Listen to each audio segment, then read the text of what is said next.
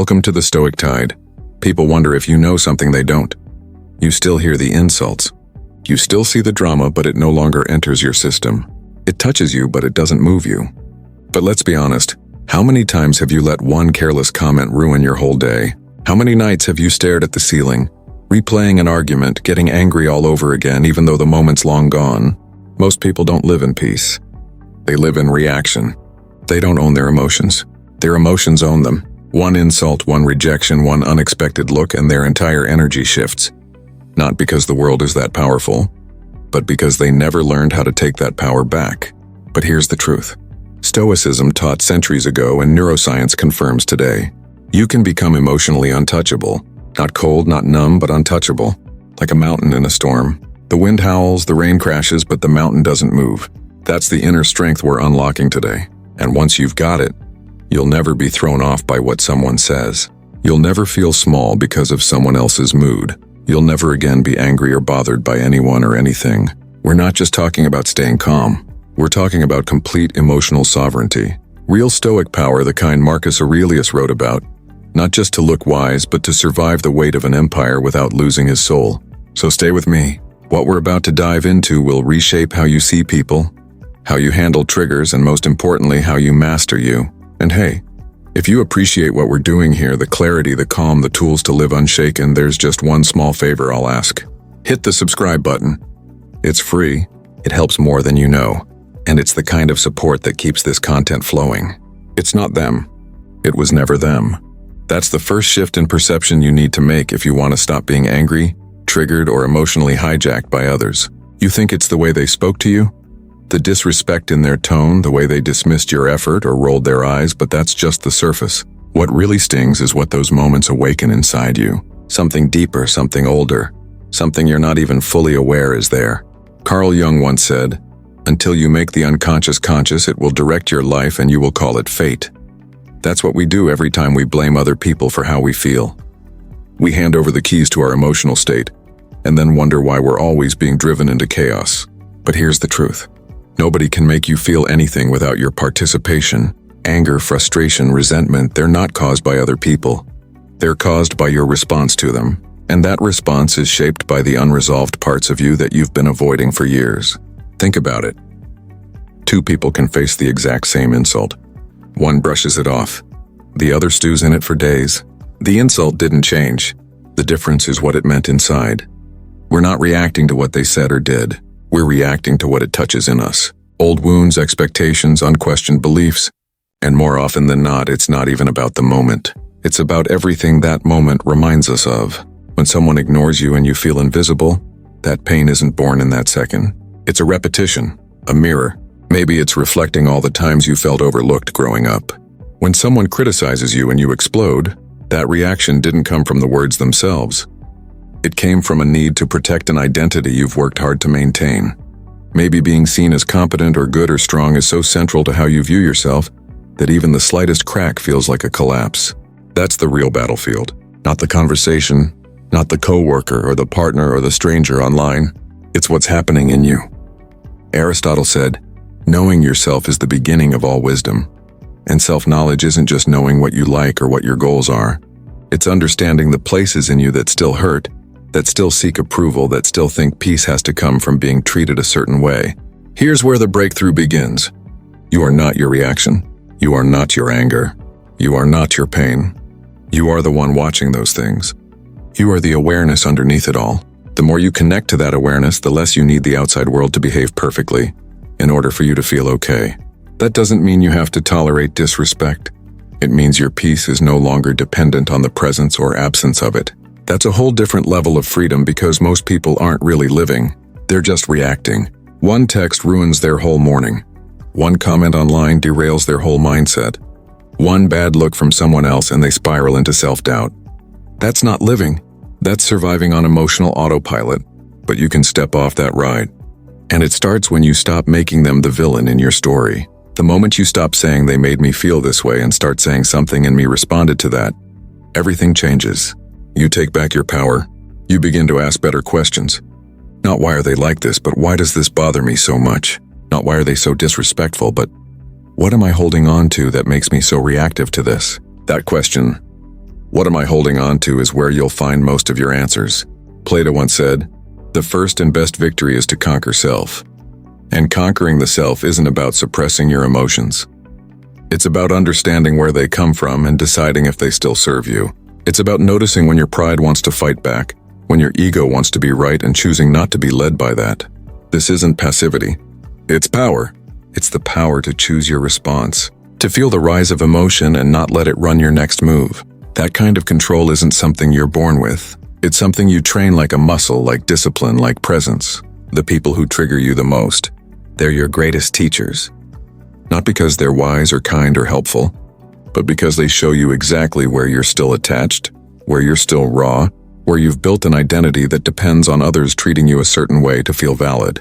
And when you use those moments as mirrors, not battlefields, you grow. That's the difference between reacting and evolving. Socrates once said, "Let him who would move the world first move himself." And that movement doesn't start with changing your environment. It starts with watching yourself more clearly, becoming aware of the stories you tell when something doesn't go your way, the assumptions you make, the roles you play, the truths you hold on to without question.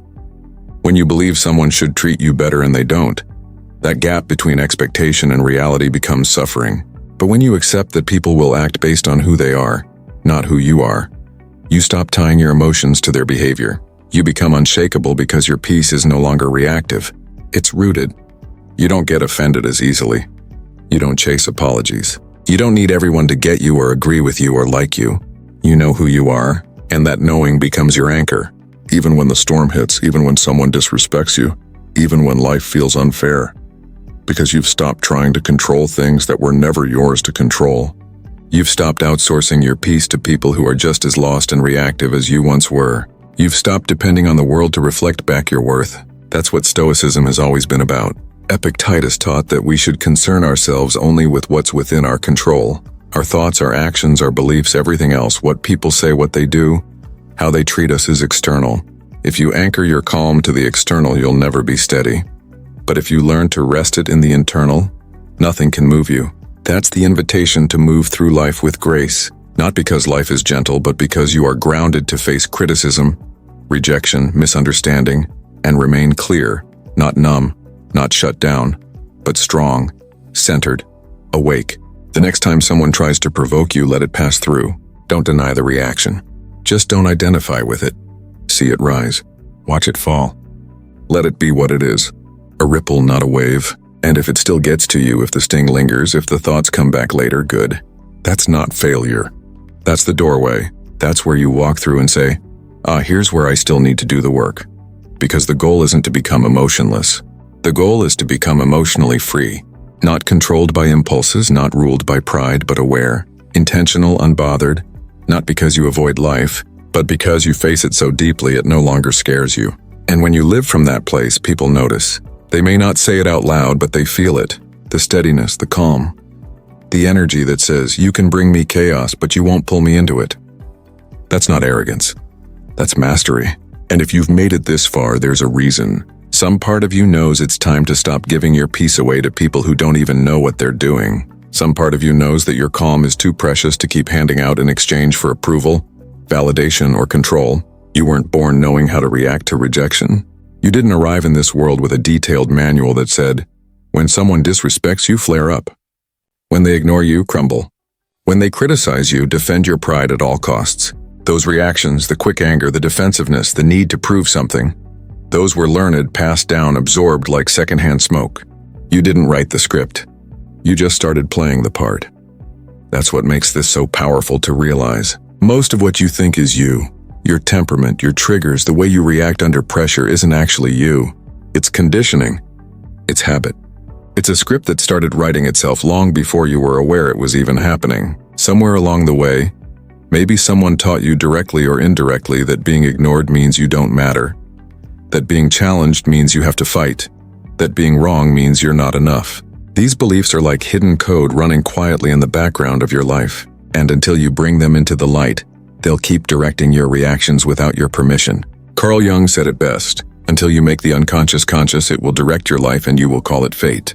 That means every emotional outburst, every sudden shutdown, every time you overthink something someone said, that's not fate, That's not your personality. That's programming. And programming can be rewritten. But you can't change a script you're not aware you're acting out. So the work begins by becoming the observer, not the actor. You notice, you pause, you step back just far enough to ask, what part of me is speaking right now? That question, when asked sincerely, opens the door to everything. Because the moment you feel triggered, the moment something or someone lights a fire in you, it's easy to believe that fire is righteous, that it's justified. But strong emotion doesn't always mean truth. Often it just means the script got activated. And when you keep playing out the same emotional loops over and over with different people in different situations, you start to notice something strange. The actors keep changing, but the storyline, it's always the same. That's the giveaway. It's never really about them. It's about what they awaken. And most people never take the time to trace the fire back to the spark. They don't question the reaction. They just assume it's valid because it feels real. But intensity doesn't equal accuracy. Just because you feel it deeply doesn't mean it's rooted in clarity. And when you start to unpack those reactions, what you'll often find underneath isn't strength. It's fear. Fear of being seen a certain way. Fear of not being heard. Fear of not being enough. The script says, if I'm criticized, I must defend. But what if you didn't? What if you simply listened, filtered, and chose your response not from fear but from presence? That's authorship.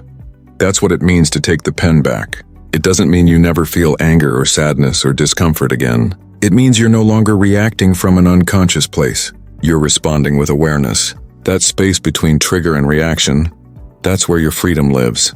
Viktor Frankl, a man who survived unspeakable trauma, said it like this: between stimulus and response, there is a space. In that space is our power to choose our response. In our response lies our growth and our freedom.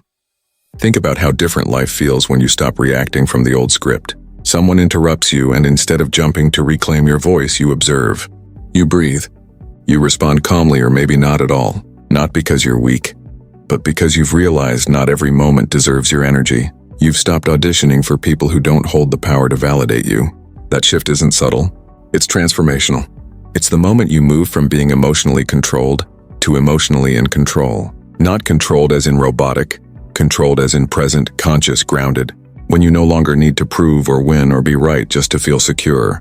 You've won something much deeper than any argument could offer. And you begin to notice the scripts that once controlled you lose their grip. The need for approval fades. The fear of being misunderstood softens. The urge to match someone else's aggression with your own dissolves. You realize you don't have to mirror the chaos around you. You can be the calm that reminds people there's another way to live. Plato once said, "The first and greatest victory is to conquer yourself." He wasn't talking about domination. He was talking about discipline, self-awareness, the quiet strength of someone who knows their worth and doesn't need to scream it at the world. Because when you're still running an old script, it's not just your emotions that suffer. It's your relationships, your peace, your potential. How many doors have you closed because you reacted too quickly? How many connections have you damaged because the old story said, if they don't respect me immediately, cut them off? That story might have protected you once, but now it's probably keeping you small. Taking authorship of your reactions means you're no longer a puppet of past pain. You start recognizing the patterns. You feel the heat rising, and instead of acting on it, you sit with it. You ask yourself, what would my highest self do here? And then you do that, even if it's hard, especially if it's hard. Socrates once said, the unexamined life is not worth living. And if that feels too heavy, let's flip it. The examined life is where you find your peace. That's where you begin to experience something rare in this world. Sovereignty over your inner world. That's not something someone gives you. That's something you claim. And yes, it takes work. Yes, it's uncomfortable at times. Watching yourself isn't always fun, but neither is staying stuck in patterns that keep you reactive, restless, and resentful. When you stop reacting from the script, you start writing something new. You stop being the echo of every harsh word you've ever heard. You stop playing out roles written by fear, ego, or childhood defense mechanisms. You start living from choice, and people around you will feel the difference. They'll notice you don't flinch the way you used to, that you're not baited by sarcasm or passive aggression, that you don't need to win every interaction. You'll stop chasing closure from people who can't even give it to themselves. You'll stop needing every misunderstanding to be corrected. Sometimes you'll just let it go, not because you're defeated, but because you've chosen peace over performance. That's emotional authorship. That's power.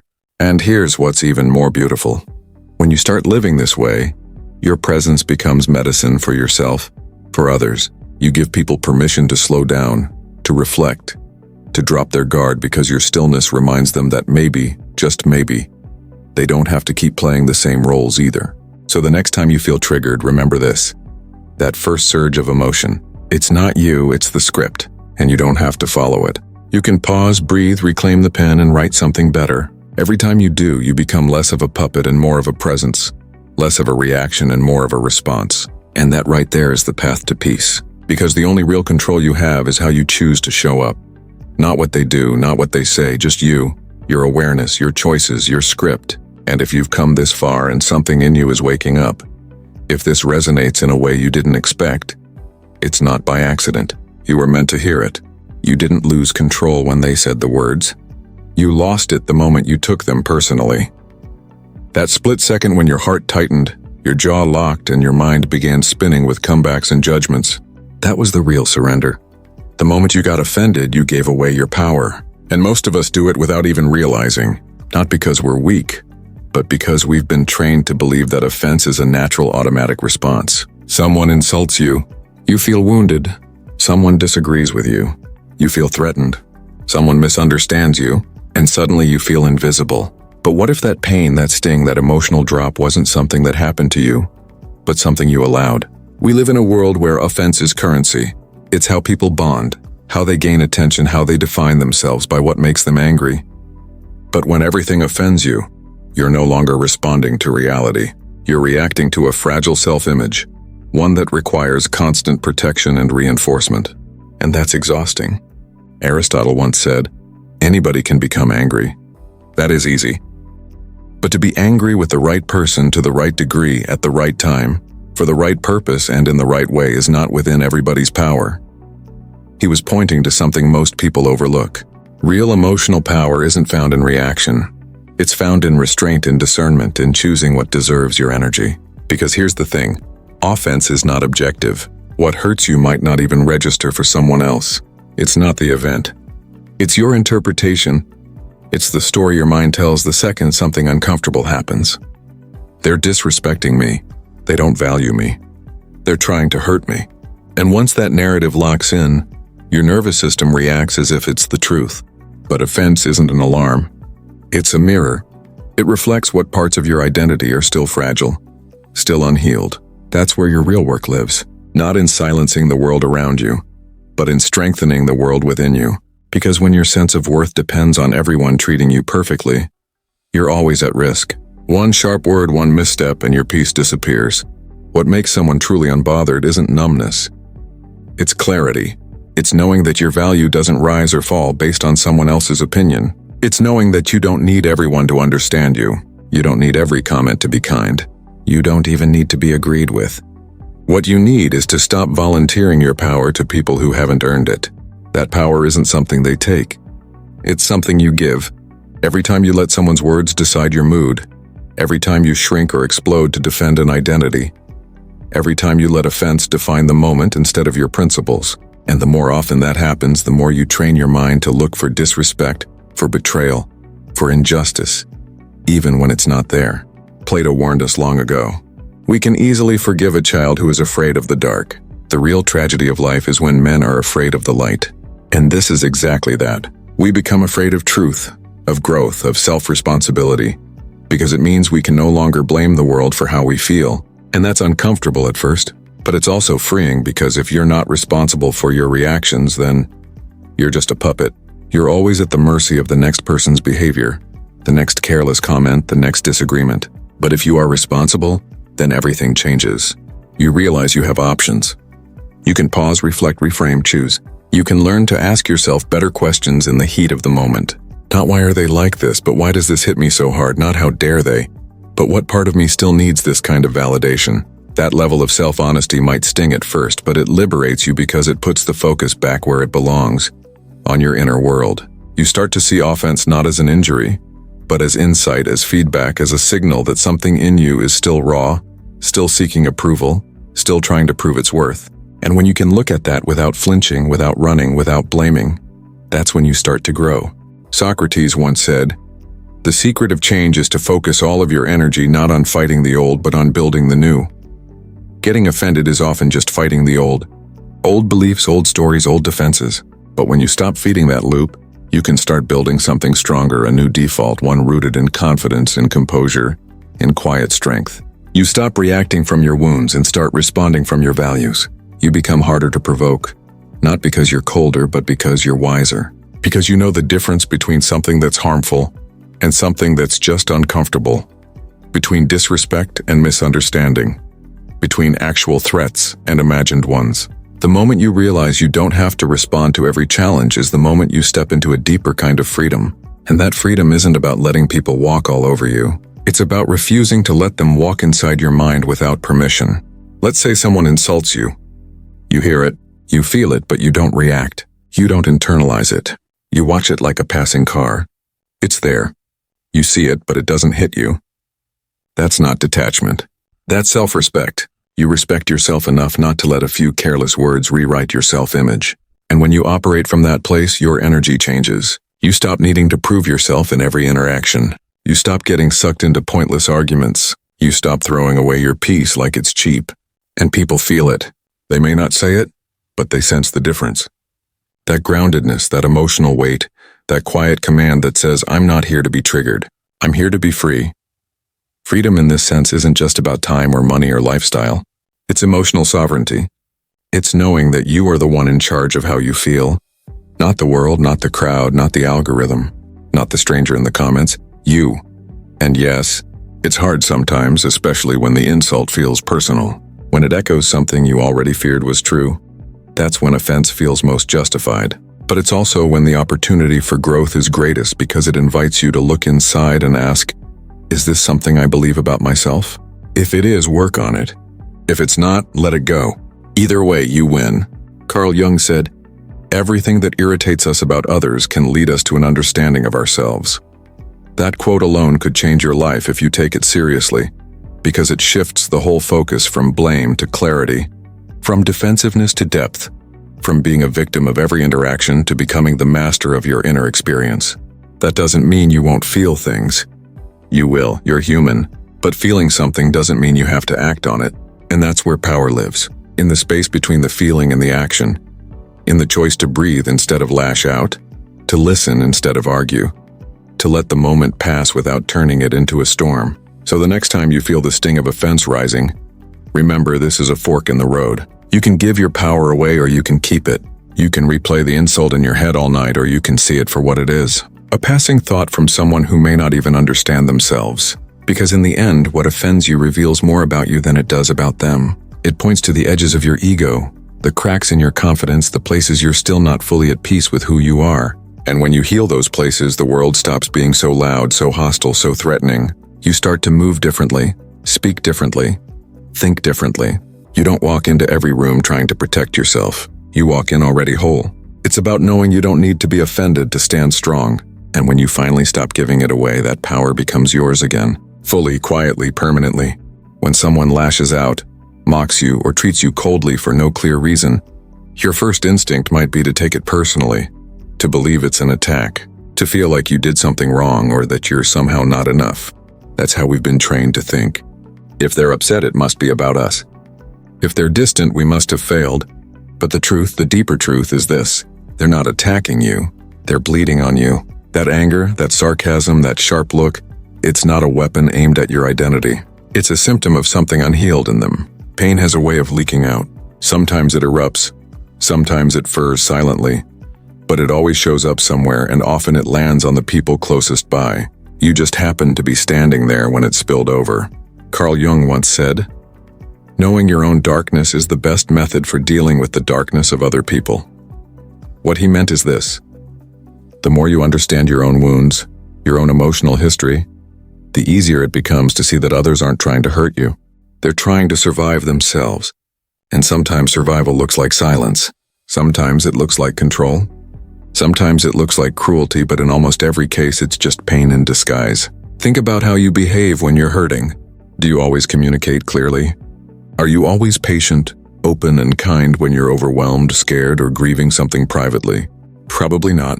That's not because you're a bad person. It's because pain narrows the mind. It turns the heart inward. It shuts down empathy. And that's what happens to others too. But here's where most people get stuck. They think recognizing someone else's pain means excusing their behavior. It doesn't. You can still set boundaries. You can still say, "This isn't okay." But you say it with clarity, not with confusion. You say it without tying their pain to your worth. Because when someone treats you with disrespect, the danger isn't just what they say or do. It's what your mind makes of it. The interpretation, the story that forms. They ignored me, so I must not be valuable. They yelled at me, so maybe I deserved it. These quiet conclusions are where the real damage lives. But when you remember that their behavior is about them, not you, something changes. You stop absorbing the energy.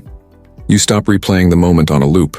You don't carry it into your sleep, your relationships, your self-image. You see the pain for what it is, misplaced, misdirected, misunderstood, but not yours to carry. Socrates taught that people are not angry at you. They are angry at themselves for not being able to manage you. That's a humbling thought. What seems like an attack is often a reaction to their own lack of control, their own inner chaos. Your calm, your confidence, your silence. It reminds them of what they haven't resolved. And sometimes that's enough to trigger them. It's not your job to fix them, but it is your responsibility not to internalize it. Because if you let their bleeding define you, you become a reflection of their wounds, not your truth. You start to react instead of respond. You match their tone. You mirror their dysfunction. And slowly, without noticing, you become part of the pain cycle too. But there's another path. One where you don't have to retaliate. One where you don't have to shrink. One where you simply stand in your strength and say, "I see what this is and it's not mine." That's not indifference. It's mastery. It's the kind of inner stillness that can only come when you realize your self-worth doesn't rise or fall with someone else's mood. Plato once wrote, "Be kind, for everyone you meet is fighting a hard battle." He didn't say everyone deserves your energy, but he did remind us that most people are carrying something invisible. An old betrayal, a deep fear, a relentless voice in their head that never lets them rest. And when that pressure builds, it erupts often onto the wrong person. That doesn't mean you should accept mistreatment. It means you no longer mistake it for truth. This is how you hold your ground.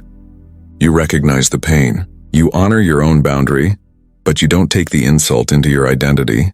You don't let someone else's behavior rewrite your story. You just let it pass. Not because you're weak, but because you're finally strong enough not to need their validation.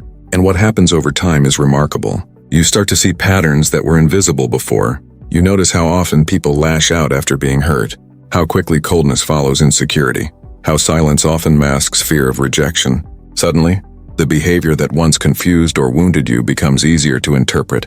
You stop guessing what's wrong with you and start understanding what's unresolved in them. That shift is subtle, but it's everything.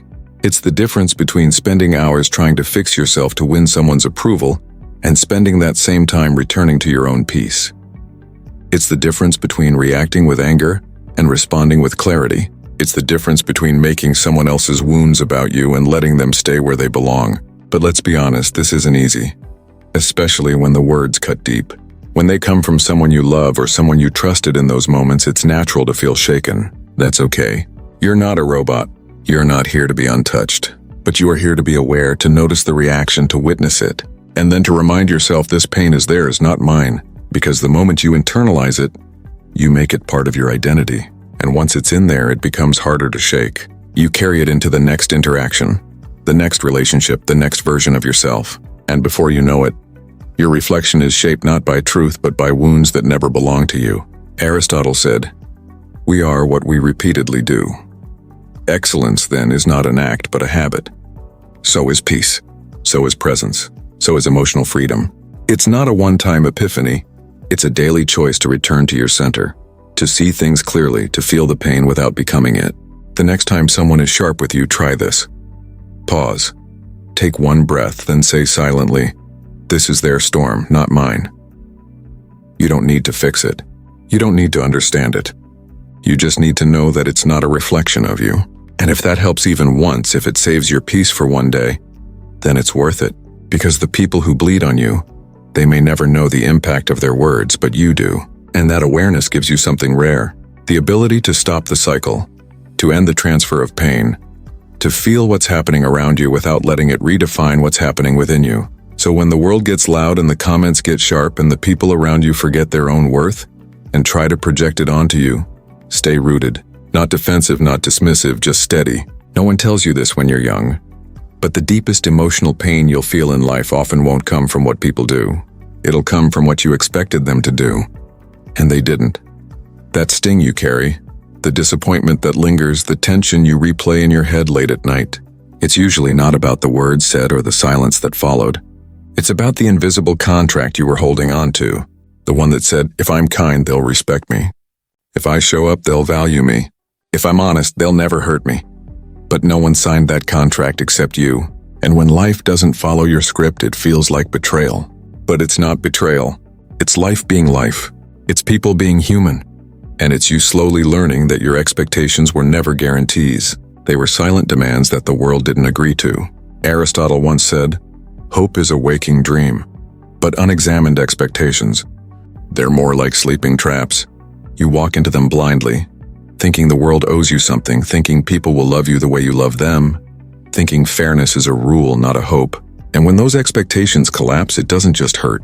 It breaks a version of reality you thought was secure. We don't often realize it, but most of our emotional suffering is self-authored, not consciously, not with malice, but through the quiet, constant creation of inner contracts with our friends, our partners, our family, even with strangers. We walk through life believing if I do this, I should get that. But life doesn't work like a vending machine.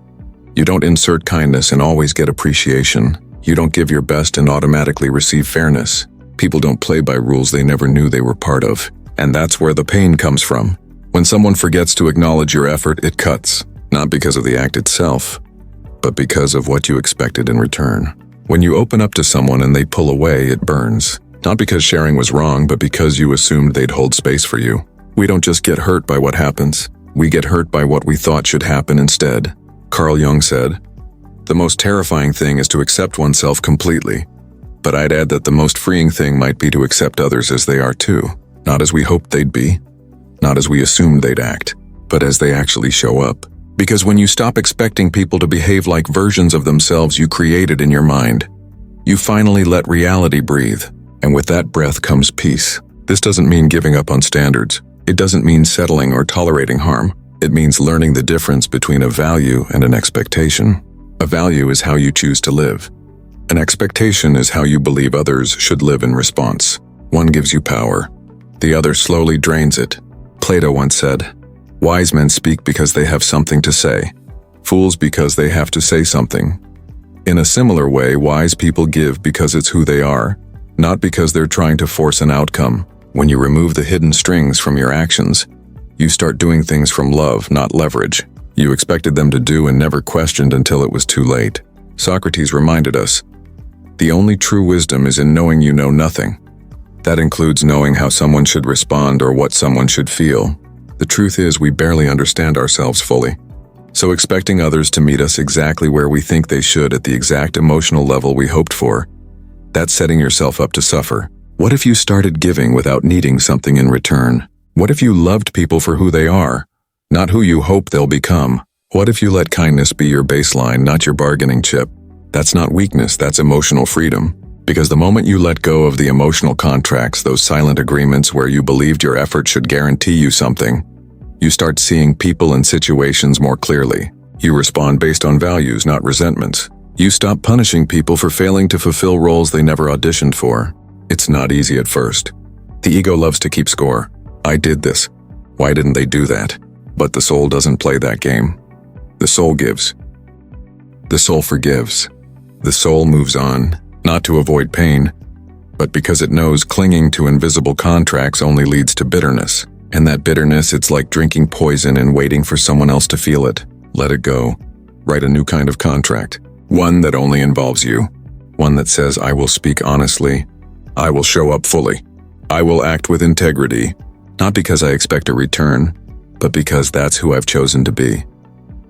That's where real strength begins. That's where you stop being controlled by disappointment, because disappointment doesn't come from others. It comes from your story about them. Carl Jung also said, everything that irritates us about others can lead us to an understanding of ourselves. And what irritates us most when people don't act how we imagined. When reality doesn't match the emotional contract we were secretly holding, but instead of using that as fuel for frustration, use it as fuel for growth. If I'm successful, everyone should respect me. These rules seem invisible, but you feel them. Every time someone touches a nerve, every time someone questions you, interrupts you, underestimates you, or doesn't see you the way you see yourself, something inside tightens. And it's not just discomfort, it's fear. Fear that this identity you've built is being challenged. Being willing to let them soften and being willing to let them soften. Being willing to question them. Because when you ask, who am I really? Most people respond with roles, titles, labels. I'm a good person. I'm a leader. I'm not someone who gets disrespected. But these identities are often built defensively, not to express who we are, but to avoid who we fear being. So we hold tightly to them, and the tighter we hold, the more easily we break. What if your identity contract didn't need to be defended? What if you didn't need to be seen as right all the time, or strong all the time, or unbothered all the time? What if you could just be without explanation, without apology, without the mental gymnastics of proving who you are? Socrates reminded us the unexamined life is not worth living. And when you stop to really examine your emotional patterns, what you often find is that pain follows protection. The more you protect an identity, the more vulnerable you become to anything that threatens it. That's not confidence, that's prison. Because then your peace depends on how others see you, how they speak to you, whether they get you or not. But freedom is knowing who you are at your core beyond the job, the compliments, the reputation. It's being secure when else questions your behavior. It's being rooted in your values even when someone misunderstands your actions. It's the quiet knowing that you don't have to be seen as perfect to be whole. Aristotle believed that knowing yourself is the beginning of all wisdom. But knowing yourself means more than just being aware of your preferences or goals. It means being willing to dismantle the identity you've built if it's keeping you from peace. It means asking, is this version of me helping me grow or just keeping me safe? Safe from judgment, safe from rejection, safe still learning, still evolving, still unfinished.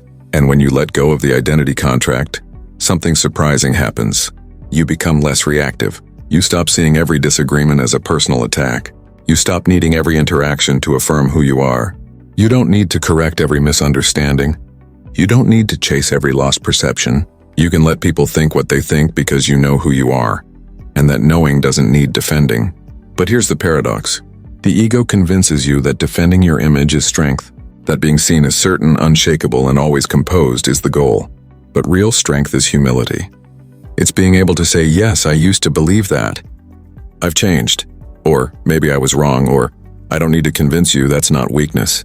That's power. Because now your identity isn't rigid. It's alive. It breathes, it adapts, it evolves. And it doesn't collapse every time someone pushes back. Think about how much energy you've spent trying to manage your image. How many words you've used to explain yourself. How many moments you've lost replaying a comment or conversation just because someone didn't see you the way you wanted to be seen. That's not living. That's reacting. And reaction is always rooted in fear. Fear of being misunderstood. Fear of not being enough. Fear that if the image cracks, you'll fall apart. But you won't. Because you are not the image, you are the awareness behind it.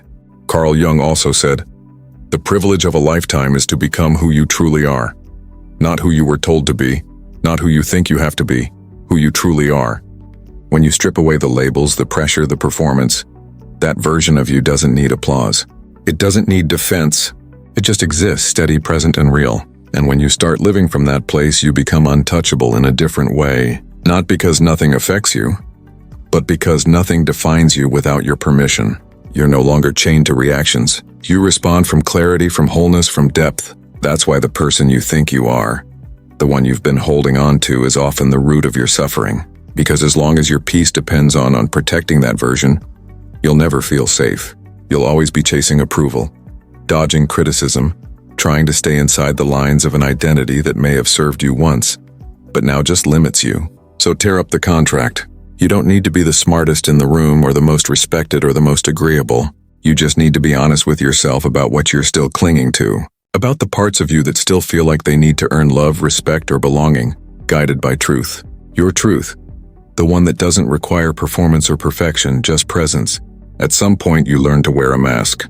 Not the kind you see in costume shops, but the invisible kind. The smile when you're hurt.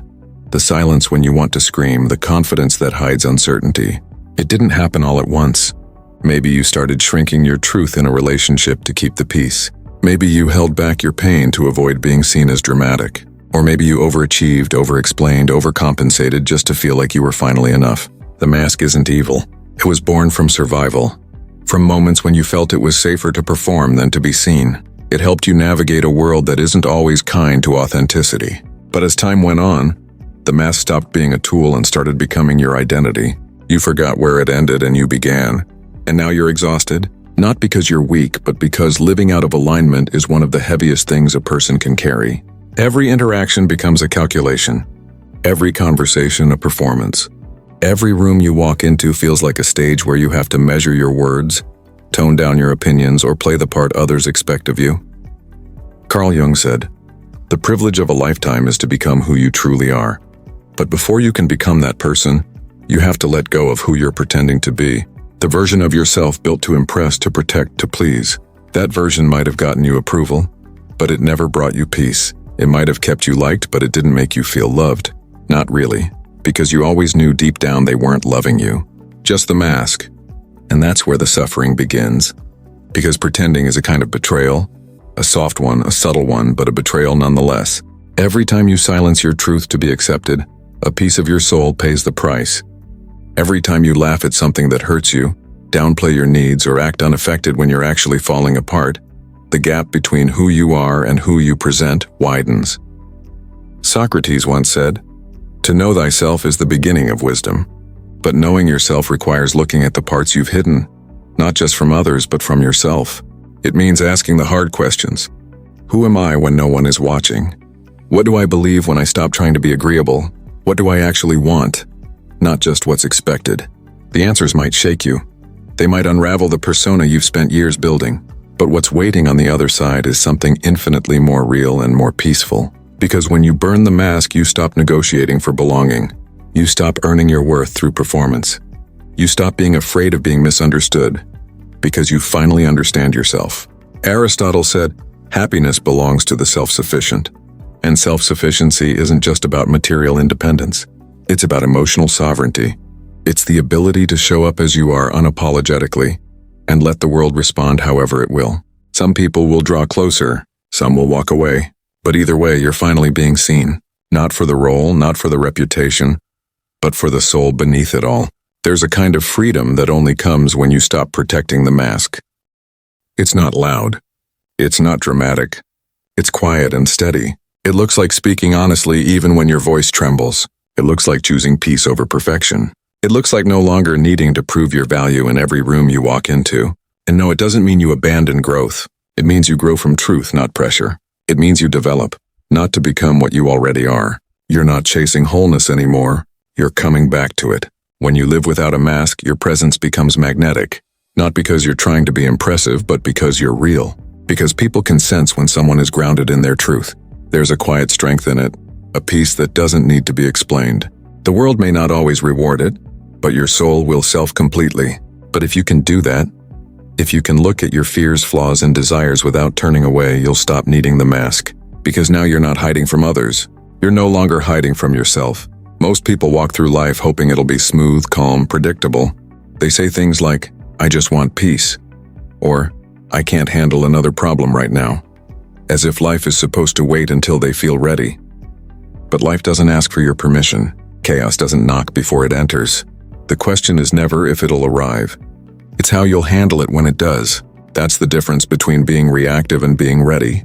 Emotional resilience isn't built in peaceful moments. It's built before the storm in silence through something the Stoics called premeditatio malorum, the premeditation of evils. The idea was simple but powerful. Visualize what could go wrong before it does so. You're not blindsided by it.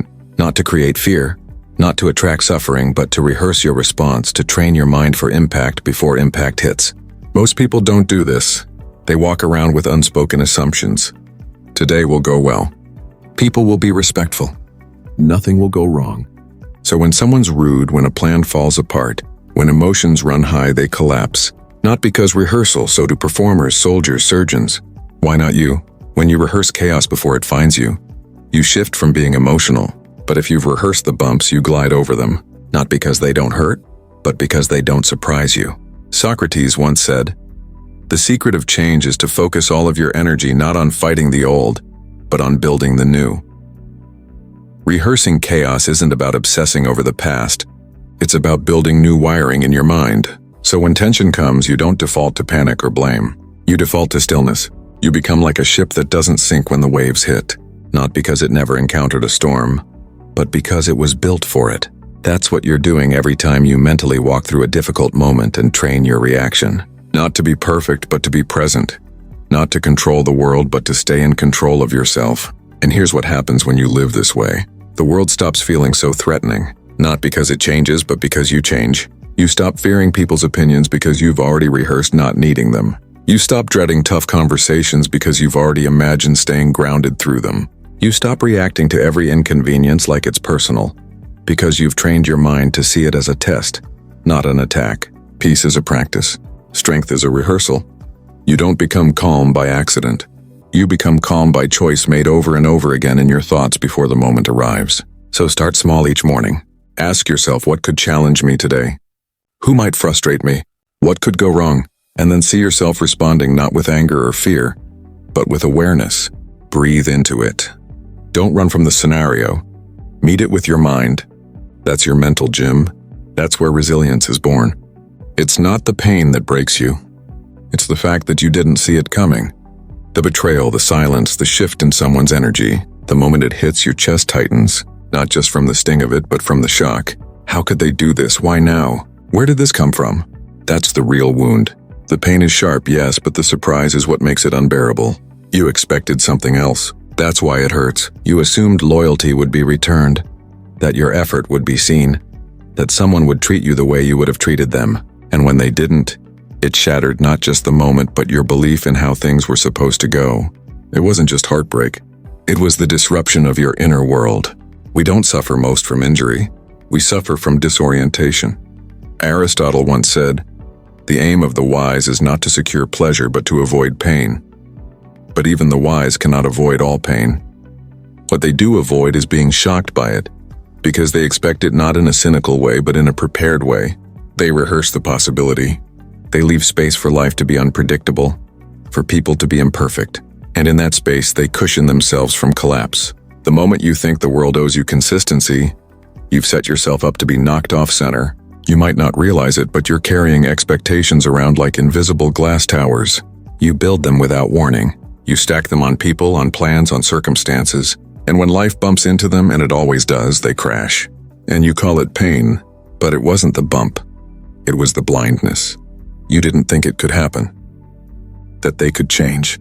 That life could turn left so quickly. And so you crumble, not because you're weak, but because surprise feels like betrayal. And betrayal, even when unintentional, shakes the foundation. Carl Jung said, "What you resist persists." And we resist acknowledging that people are unpredictable, that outcomes can shift, that tomorrow is not promised. So we cling to how we think things should unfold. And when they don't, we interpret the change as suffering. But what if you stopped expecting smoothness? What if instead you built your internal world with enough flexibility to absorb the impact? That doesn't mean living in fear. It means walking into life with open eyes, seeing things clearly, preparing your mind not for disaster but for reality. The Stoics understood this. They practiced premeditatio malorum, the premeditation of adversity. They would wake up and ask themselves, who might upset me today? What hardship could I face? Not because they were pessimists, but because they knew that pain is inevitable, but being shocked by it is optional. It's the difference between being hit and being hit off guard. You've felt this before. The moment you were criticized out of nowhere, the breakup you didn't expect, the job you thought was secure that suddenly vanished. The pain itself you could have handled, but the story your mind told, the story that said this isn't how it was supposed to go, that's what broke you. Socrates reminded us he who is not contented with what he has would not be contented with what he would like to have. That includes emotional expectations. If you demand constant ease, constant praise, constant alignment with your ideals, then you'll live in a state of emotional fragility. Every deviation becomes devastation. But when you begin to expect that pain is part of the journey, not the enemy but the teacher, you start to move differently. You stop reacting like a victim and start responding like a student. You stop asking why me and start asking what now. The surprise fades. The shock softens and what remains is clarity. That clarity says, yes, it hurts. But no, I'm not broken. It says, I didn't see this coming, but I was ready anyway. That's a powerful place to live from. It's not about anticipating every event. You can't. Life will always hold surprises, but it is about shifting your relationship to those surprises, learning not to build your identity around what you expect, but around how you adapt. When someone lets you down, it doesn't shake your foundation because you never built it on them in the first place. When plans fall through, you adjust because you never believed control was your security. When life turns suddenly, you pause because your strength comes from response, not prediction. This mindset won't eliminate pain, but it will eliminate the extra pain, the confusion, the disbelief, the spiraling. It will allow you to feel what's real without being consumed by what's imagined. Plato said, "Reality is created by the mind.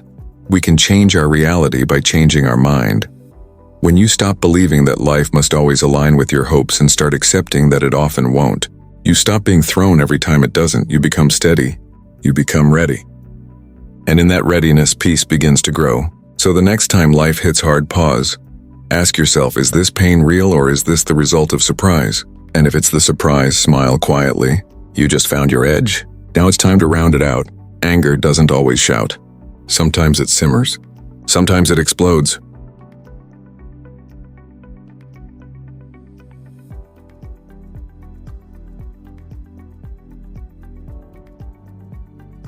Sometimes it looks like control, and sometimes it looks like collapse.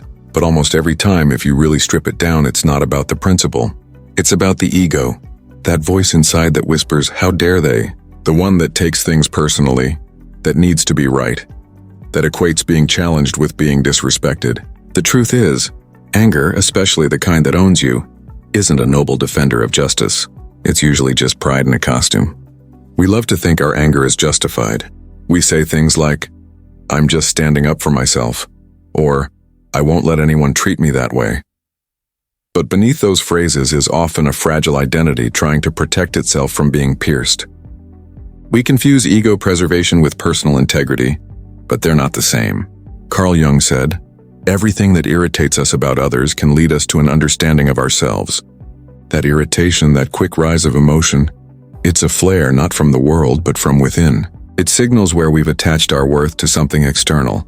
Someone's approval, someone's tone, someone's understanding. And when that external thing shifts, our ego scrambles, it panics, it burns, and that fire becomes our reaction. Anger can feel powerful. It can feel clarifying, even addictive because it gives you something to hold when things feel out of control. It becomes a mask for deeper emotions you don't want to face. Shame, insecurity, fear of not being seen. And so instead of asking, "Why does this hurt?" you say, "They shouldn't have done that." The attention shifts outward. The energy turns defensive. The wound hides. Socrates once said, "An unexamined life is not worth living." And an unexamined anger is especially dangerous because it convinces you that it's noble, that it's honest, that it's who you are. But anger, left unexamined, becomes a tool of the ego. It doesn't ask for truth. It demands dominance. It doesn't seek peace. It seeks validation. We've all felt it. That moment when someone interrupts you and your body tightens, when you're criticized and your pride jumps in to defend, when you're misunderstood and you feel the urge to correct, to shout, to prove. But those reactions don't come from clarity. They come from identity, from the unconscious belief that I must be seen a certain way or I am not enough. Aristotle said, "Anybody can become angry, that is easy. But to be angry with the right person, to the right degree, at the right time, for the right purpose and in the right way, that is not easy." That kind of anger is rare because most people don't pause to check the source. They just let it spill onto loved ones, onto strangers, onto themselves, and then they live in the aftermath. Apologies, guilt, distance, regret. But what if you did pause?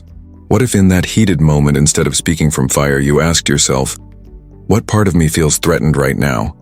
That question softens the edges. It brings light to the ego's grip. And once you see it, you're not held hostage by it anymore. The ego thrives in silence. In your silence. It grows when you don't examine your reactions. When you confuse volume with truth, when you let pride speak louder than presence, but when you bring awareness into the heat, the ego shrinks. Not instantly, but steadily. This isn't about becoming emotionless. It's about becoming conscious so that your anger doesn't destroy what you're trying to protect, so that you stop fighting for your identity and start living from your essence. There's a difference. One is reactive, defensive, exhausting. The other is calm, grounded, free. Plato said, "Wise men speak because they have something to say. Fools because they have to say something." When anger rules you, you have to say something. You feel compelled to defend, to prove, to explain. But when you're grounded in truth, you can speak only when it serves peace. You can stay silent not out of weakness but out of power. And here's the paradox. The less you act from ego, the more people feel your strength. You stop chasing validation and start radiating stability. You stop needing to win arguments and start owning your energy. People feel safer around you not because you're passive, but because you're not explosive.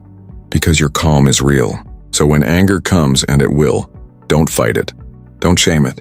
Just slow it down, peel it back. Ask yourself, what am I protecting right now? What belief about myself feels at risk? And then breathe. Because that breath, that space, that's where you take your power back. You won't always get it right. You'll snap sometimes. That's okay. Growth isn't perfect. But every time you choose reflection over reaction, you rewrite the script.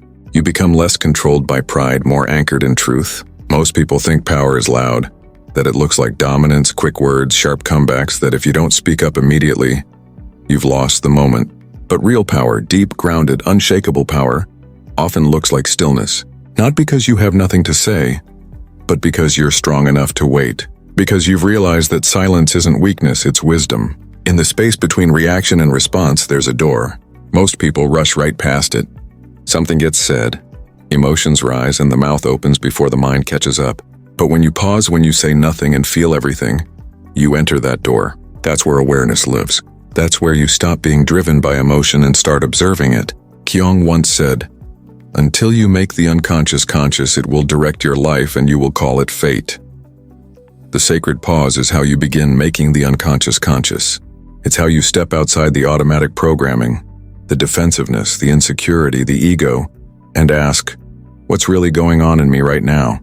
That one breath, that one beat of silence tells you more than 1,000 words ever could. It shows you where your wounds are, where your triggers live, where your values begin and your pride ends. It reveals whether you're about to speak from clarity or from fear, whether what you're about to say is helpful or just habitual. We live in a culture that idolizes speed, quick replies, instant opinions, but wisdom doesn't rush. Truth doesn't shout. And the people who've mastered themselves the most aren't the ones with the best arguments. They're the ones who can hold silence without needing to fill it. Aristotle said, "Knowing yourself is the beginning of all wisdom." But self-knowledge doesn't arrive in the middle of an emotional storm. It comes in the stillness, in the pause, in the choice not to lash out just because something stung. When you feel everything without reacting to all of it, you gain access to something most people never touch: discernment. You learn the difference between pain and truth, between urgency and importance, between what needs to be said now and what's better left unspoken. Sometimes the most powerful thing you can do is not defend yourself. Not because you're surrendering, but because you no longer need every moment to prove something. You're not building your identity on reactions anymore. You've outgrown that. You'd rather be at peace than be right. You'd rather be aligned than be loud. Socrates reminded us the greatest way to live with honor in this world is to be what we pretend to be, and most of us pretend to be strong. But strength isn't in dominance. It's in discipline, in the ability to hold your energy, to observe the chaos without becoming it, to stay grounded even when your emotions beg you to speak. This doesn't mean you suppress how you feel. It means you feel more, not less. You feel deeper, because when you don't rush to react, you finally hear the full message. Your emotions are trying to send. You realize that the anger is protecting something vulnerable, that the sadness isn't weakness, it's longing, that the anxiety is pointing to where you still seek control, and you can sit with all of it without judgment. This is emotional sovereignty, the ability to respond from awareness rather than react from conditioning. And the beautiful part? That pause grows stronger every time you choose it. Every moment you decide to wait, to breathe, to feel without responding, you're strengthening a muscle. You're retraining your nervous system. You're becoming a calmer, more powerful version of yourself. One who can weather storms, not because they don't hurt, but because you're no longer swept away by every wave. Plato said, "Wise men speak because they have something to say. Fools because they have to say something." The sacred pause gives you time to discover which one you're about to be. And if you wait long enough, if you let the emotion pass through fully, you'll notice something remarkable. What felt like urgency often fades. What felt like injustice often softens. What felt like an emergency often turns out to be just another test of your presence. Saying nothing doesn't mean you do nothing. It means you choose what comes next rather than letting emotion choose for you. That's real freedom. That's what separates those who are owned by their reactions from those who own their responses.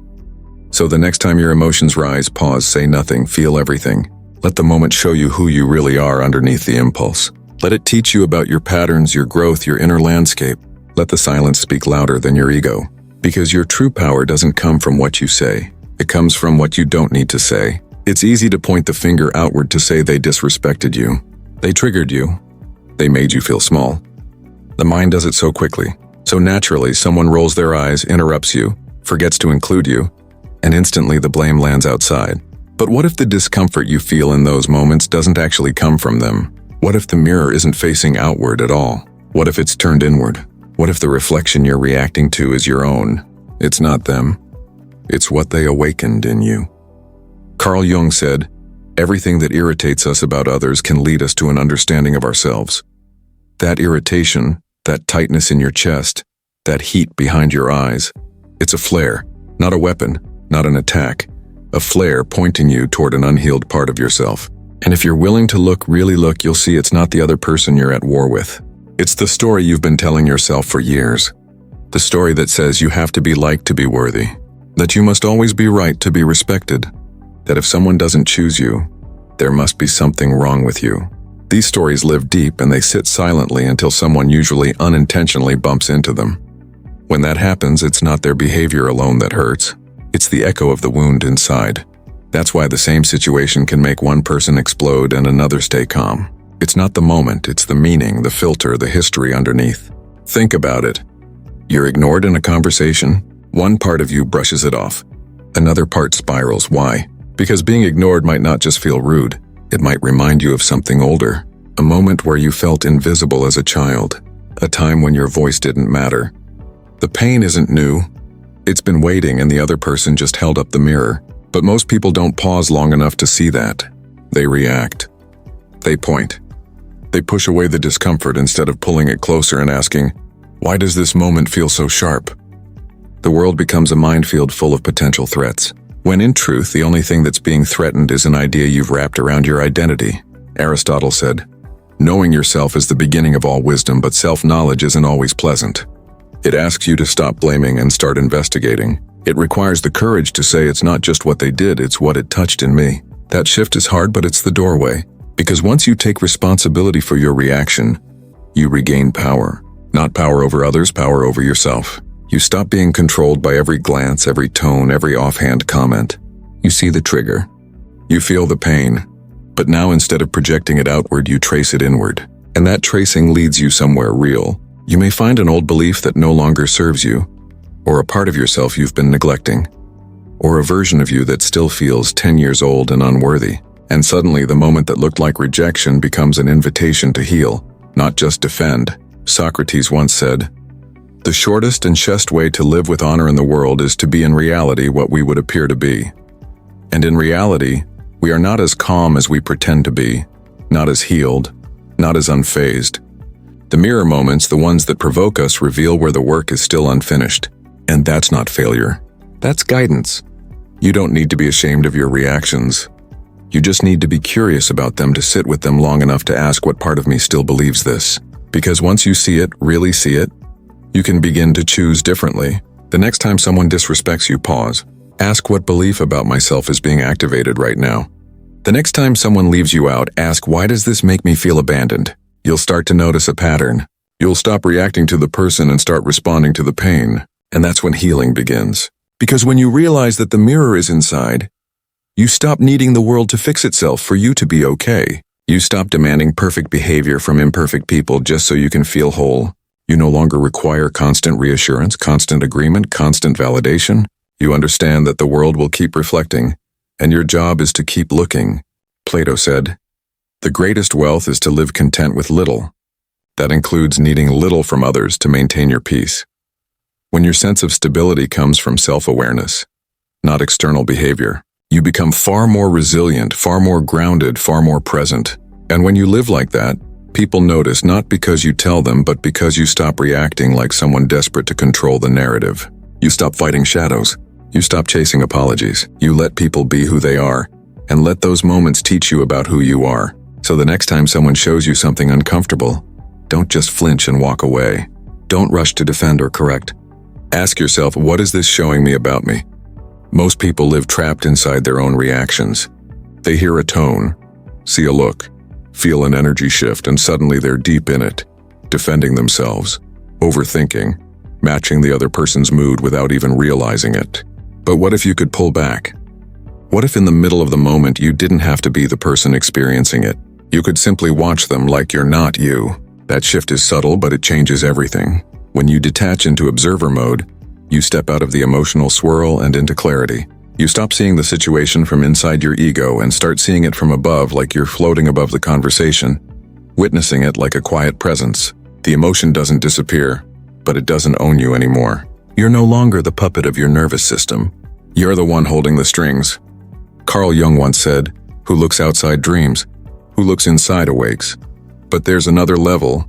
Who looks from above understands that not every moment deserves a reaction, that most people are acting out their own scripts, their own habits, their own fears, and it has very little to do with you. Imagine someone speaks to you with sarcasm. The old reflex is to match it or shut down. But when you're in observer mode, you see it differently. You see their posture, their face, their tone, and instead of making it about you, you wonder what they might be carrying. You're not cold, you're just still. You don't absorb, you observe. You watch their behavior unfold like it's happening in a movie, and you realize you don't have to get pulled into their storm. That's presence. Socrates once said, "He who is not a good servant will not be a good master." And before you can master anything external, relationships, communication, energy, you have to learn to serve your own mind, to step back from it, to notice when it's trying to pull you into a narrative that doesn't serve you. Observer mode isn't avoidance, it's leadership. It's saying, I choose awareness over reactivity. The moment you watch instead of react, you regain your freedom. The tension is still there, but now you're studying it. You're learning from it. And that learning gives you options. You can say less. You can choose silence. You can move your energy instead of matching theirs. It's not about pretending to be unaffected. It's about realizing you don't have to be swept away just because someone else is drowning. Plato said, "The measure of a man is what he does with power." But the greatest power isn't what you say, it's what you withhold. The power to stay centered when someone tries to shake you. The power to let a moment breathe instead of trying to control it. The power to see the game without needing to win it. Most people don't have that power because they've never practiced stepping out of their identity. They've never watched themselves in action. They've never asked, who am I being right now? But the moment you start watching, you start changing because you can't improve what you don't observe. And you can't observe if you're always immersed. Start small. The next time you feel yourself getting tight, triggered, or anxious, pause. Imagine you're not you. You're just watching a person named you in a scene. You're studying their tone, their thoughts, their posture. You're noticing what's rising inside of them and what they're choosing to do with it. That space you just created. That's the beginning of emotional sovereignty. And the more you practice it, the more natural it becomes. Eventually, the pause gets longer, the clarity gets sharper. You start noticing why you want to say something, where that reaction comes from. You don't judge it. You just see it. And that seeing is liberation. Aristotle said, "It is the mark of an educated mind to be able to entertain a thought without accepting it." That includes emotional thoughts. Just because you feel it doesn't mean you have to act on it. Just because something stirs in you doesn't mean it needs to be unleashed. Observer mode teaches you how to entertain the emotion without becoming it. This is how you grow without force. You stop chasing control and start cultivating presence. You stop needing everyone to act a certain way so you can feel okay. Instead, you trust your ability to remain grounded because you've trained for it. Not with aggression, not with overthinking, but with awareness. And once you've lived from that place, once you've tasted the quiet power of watching instead of reacting, you won't want to go back. You'll start choosing peace. Not because you're afraid of conflict, but because you know what it costs to constantly be inside it. When someone disrespects you, it's easy to meet them with sharpness. When someone snaps at you, ignores you, mocks you, it's natural to want to mirror that energy. To give them a taste of their own medicine. To strike back verbally or emotionally because your pride flares up and demands justice. But what if I told you that the strongest counterpunch isn't anger or revenge? It's compassion. Not the soft, overly sentimental kind. Not pity, true compassion. The kind that sees through the surface behavior and asks, what must they be carrying to act this way? It doesn't mean you excuse bad behavior. It doesn't mean you let people walk all over you. It means you refuse to join them in their pain. You see it clearly for what it is. And instead of reacting, you rise above it. Because once you understand that most people's cruelty isn't born from power but from suffering, you stop seeing enemies and start seeing wounds. Carl Jung once said, "Everything that irritates us about others can lead us to an understanding of ourselves, but it can also lead us to an understanding of them." That bitterness you see in someone's tone, it probably didn't start with you. That coldness, that arrogance, it's usually a shield, something they learned to wear a long time ago, maybe when someone hurt them, maybe when they decided never to be vulnerable again, and now it's hardened into their personality. You happened to be there when the wound showed up. But that doesn't mean it's about you. When you see someone lash out, ask yourself, is this strength or is this pain wearing armor? That one question shifts your entire posture. Suddenly you're not reacting. You're observing. And that observation gives you space. In that space you find your real power. The ability to choose a response that doesn't add fuel to the fire. Plato wrote, "Be kind. For everyone you meet is fighting a hard battle. That includes the person you can't stand. The one who said the thing you can't forget. The one who acted like you didn't matter. They're not exempt. Their pain might look different. Their defenses might be sharper, but the struggle is still there.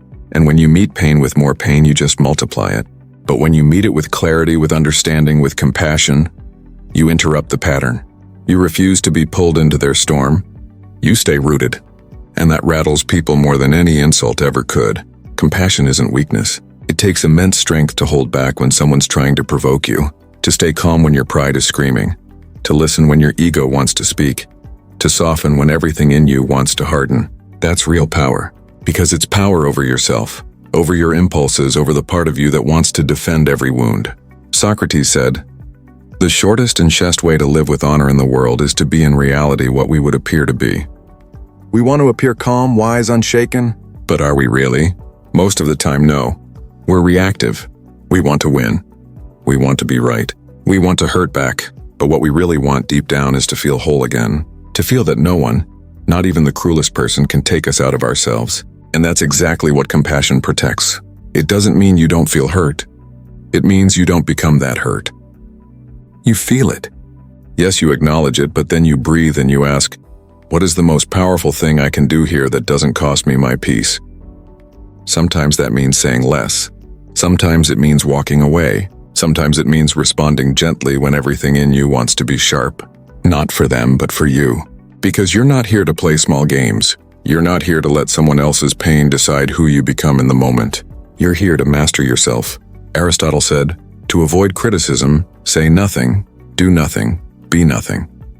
But compassion isn't avoidance. It's presence.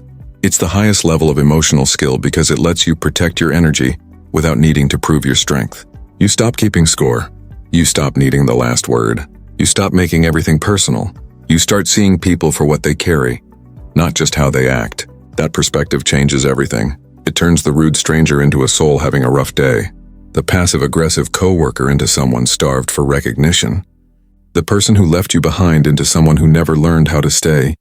It doesn't erase your boundaries. It doesn't remove consequences, but it does remove the poison. And when you remove the poison, your mind clears. You move on faster. You sleep deeper. You don't replay the same argument 100 times. You don't build imaginary speeches in the shower. You're free not because they changed, but because you did. Compassion is the ultimate counterpunch because it puts you in control of your voice, of your energy, of your narrative. It reminds you that you don't have to be anyone else's reflection. You can be your own light. There's something in you that wants to correct them. You hear the lie, the misunderstanding, the subtle jab, and a part of you tightens. You want to set the record straight. You want to defend your name, your choices, your truth. And it feels like if you don't speak, if you don't respond, you're somehow agreeing or worse, surrendering. But what if you let them be wrong and let it mean nothing? That's where peace begins. Most of us think that being right equals strength. That when someone misjudges us or twists a story, it's our responsibility to correct it, to stand up and speak our truth at all costs. But often the cost is much higher than we realize. Our time, our energy, our calm, our sleep. We trade peace for being right, and we never stop to ask if it was even worth it. Carl Jung once said, "People will do anything, no matter how absurd, to avoid facing their own soul." That includes arguing over things that don't need resolution. That includes obsessing over misunderstandings that don't actually impact your life. That includes chasing the illusion that if they just understood, you could finally rest. But peace doesn't come from being understood. It comes from understanding yourself enough to know you don't need to be. We've all had moments where someone misrepresents us, tells the story in a way that puts them in the right and us in the wrong, and immediately the mind starts building a case, gathering receipts, rehearsing speeches. But all of that lives inside the same wound, the belief that our worth depends on their version of the truth. It doesn't. Aristotle said, "It is the mark of an educated mind to entertain a thought without accepting it." The same goes for criticism, for assumptions, for opinions thrown your way that miss the point entirely. You can hear them, even hold them in your mind for a moment and choose not to accept them, not because you're afraid of conflict, but because you finally reached a level of inner clarity where not everything deserves a response. Letting someone be wrong about you is not weakness. It's strength in its most silent form. It says, "I know who I am and I don't need your agreement to feel real." That doesn't mean you never speak up. It means you choose when to speak based on purpose, not pride. You stop responding to bait. You stop explaining yourself to people committed to misunderstanding you. You stop begging for fairness in conversations that were never about truth in the first place. Socrates taught that strong minds discuss ideas. Average minds discuss events. Weak minds discuss people. When you engage in endless correction and defense, you often get pulled into that last category, discussing people, including yourself, in ways that go nowhere. But when you rise above the need to be right, you enter a quieter place, a clearer place, a higher place. And from there, something remarkable happens. The world becomes lighter. You realize that not everyone needs to like you, that not every story needs correcting, that sometimes the most powerful thing you can do is nod, say nothing, and keep walking. Not out of indifference, but out of discipline, because you know what peace costs and you're no longer willing to trade it for the illusion of control. Let them think you're arrogant. Let them believe you were wrong. Let them paint you however they need to justify their own narrative. You don't have to carry their version of you into your next chapter. You don't have to waste hours reshaping a story that wasn't even true to begin with. Plato said, "Opinion is the medium between knowledge and ignorance." And most of what people think about you is just that. Opinion filtered through their pain, their projections, their limited view. You don't need to argue with opinion. You just need to live your truth so fully, so freely that your life becomes the answer. That's the most powerful kind of correction. None at all. Just peace, just presence, just showing up again and again aligned with your values regardless of the noise around you. Because if you need them to agree with you in order to feel stable, your peace will always be at risk. One conversation, one post, one sideways look, and you're spiraling again. But if you can let them be wrong and let it mean nothing, you walk through life unshaken. Not cold, not detached, just clear. The truth doesn't need to shout. Most people treat every insult like a fastball thrown straight at their chest. They catch it instinctively, grip it tightly, examine it, and then carry it around for the rest of the day, sometimes the rest of their life. But what if you didn't have to catch it at all? What if when the words came flying, sarcasm, judgment, passive aggression, you simply let them fall? No need to block it. No need to dodge. Just watch it pass by and hit the ground with a quiet thud. Useless, powerless, empty. That's the visualization. Someone says something cruel, sharp, designed to poke at you. And instead of reaching for it, you imagine it floating right past your energy field, untouched. It lands behind you like a dropped pebble. You keep walking. You didn't absorb it. You didn't react. You didn't let it in. You just didn't catch it. This sounds simple, but it takes practice. Because for most of us, insults don't just land on the surface, they pierce. Not because the words are sharp, but because something inside of us believes them, or fears they might be true. That's why they stick. They attach to old wounds, old doubts, and pull you into an emotional spiral. Carl Jung said, "Until you make the unconscious conscious, it will direct your life and you will call it fate." And that includes your reactions. Every time you catch an insult, you're revealing a part of yourself that hasn't been fully healed yet. A place where you still crave approval, still doubt your worth, still feel the need to defend. But what happens when you start seeing insults as air? Sound without substance. Just another expression of someone else's energy, an energy you're not obligated to take on. Suddenly the world becomes lighter, not because people stop throwing words, but because you stop catching them. It's not about being indifferent. It's about being unavailable for what doesn't serve you. Socrates said, "When the debate is lost, slander becomes the tool of the loser." Most insults aren't about you at all. They're projections, expressions of someone's own tension, fear, or powerlessness. And once you stop personalizing them, you stop being controlled by them. Imagine every conversation like a tennis match. You don't have to swing at every ball that comes your way, especially when the ball is covered in venom. Sometimes the most powerful move is no move at all. Just let the ball bounce past you. Let the insult fall to the ground and dissolve. That kind of stillness of inner silence isn't passive. It's a declaration. A quiet refusal to be moved by every low vibration that passes through your space. It's you saying, my peace isn't up for negotiation. Not today. Aristotle wrote, anybody can become angry. That is easy. But to be angry with the right person to the right degree at the right time, that is not easy. So don't be quick to anger. Be quick to observe. Be quick to remember that the insult isn't about you unless you decide it is. This is where visualization becomes a tool. When the words come, picture them physically.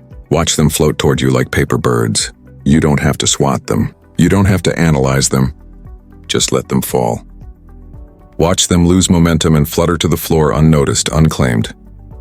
And here's the magic. The more you practice this, the more naturally it happens. Over time, insults lose their power. Not because you're numb, but because you're awake. Awake to who you are. Awake to what's real. Awake to the fact that your energy is too valuable to be spent reacting to things that don't even belong to you. That's what this visualization trains you to do. Preserve your peace in real time. You become the mountain that doesn't move when the wind blows. Not because you're stubborn, but because you're grounded. Grounded in the truth that not every word deserves your attention. Not every opinion deserves your engagement. Not every judgment needs to be corrected. Let people be who they are. Let them speak from their pain if they must. But don't catch it. Don't turn their noise into your problem. Let it fall. Most people want to be emotionally strong, but only in theory. They love the idea of being calm, grounded, unbothered. But when the trigger actually shows up, a late reply, a disrespectful tone, someone cutting them off in traffic, all of that imagined strength disappears and they don't see it. But they're wasting the best opportunities life gives them to train. You don't build emotional strength by avoiding discomfort. You build it by facing small triggers every single day and choosing not to flinch. Think about the body.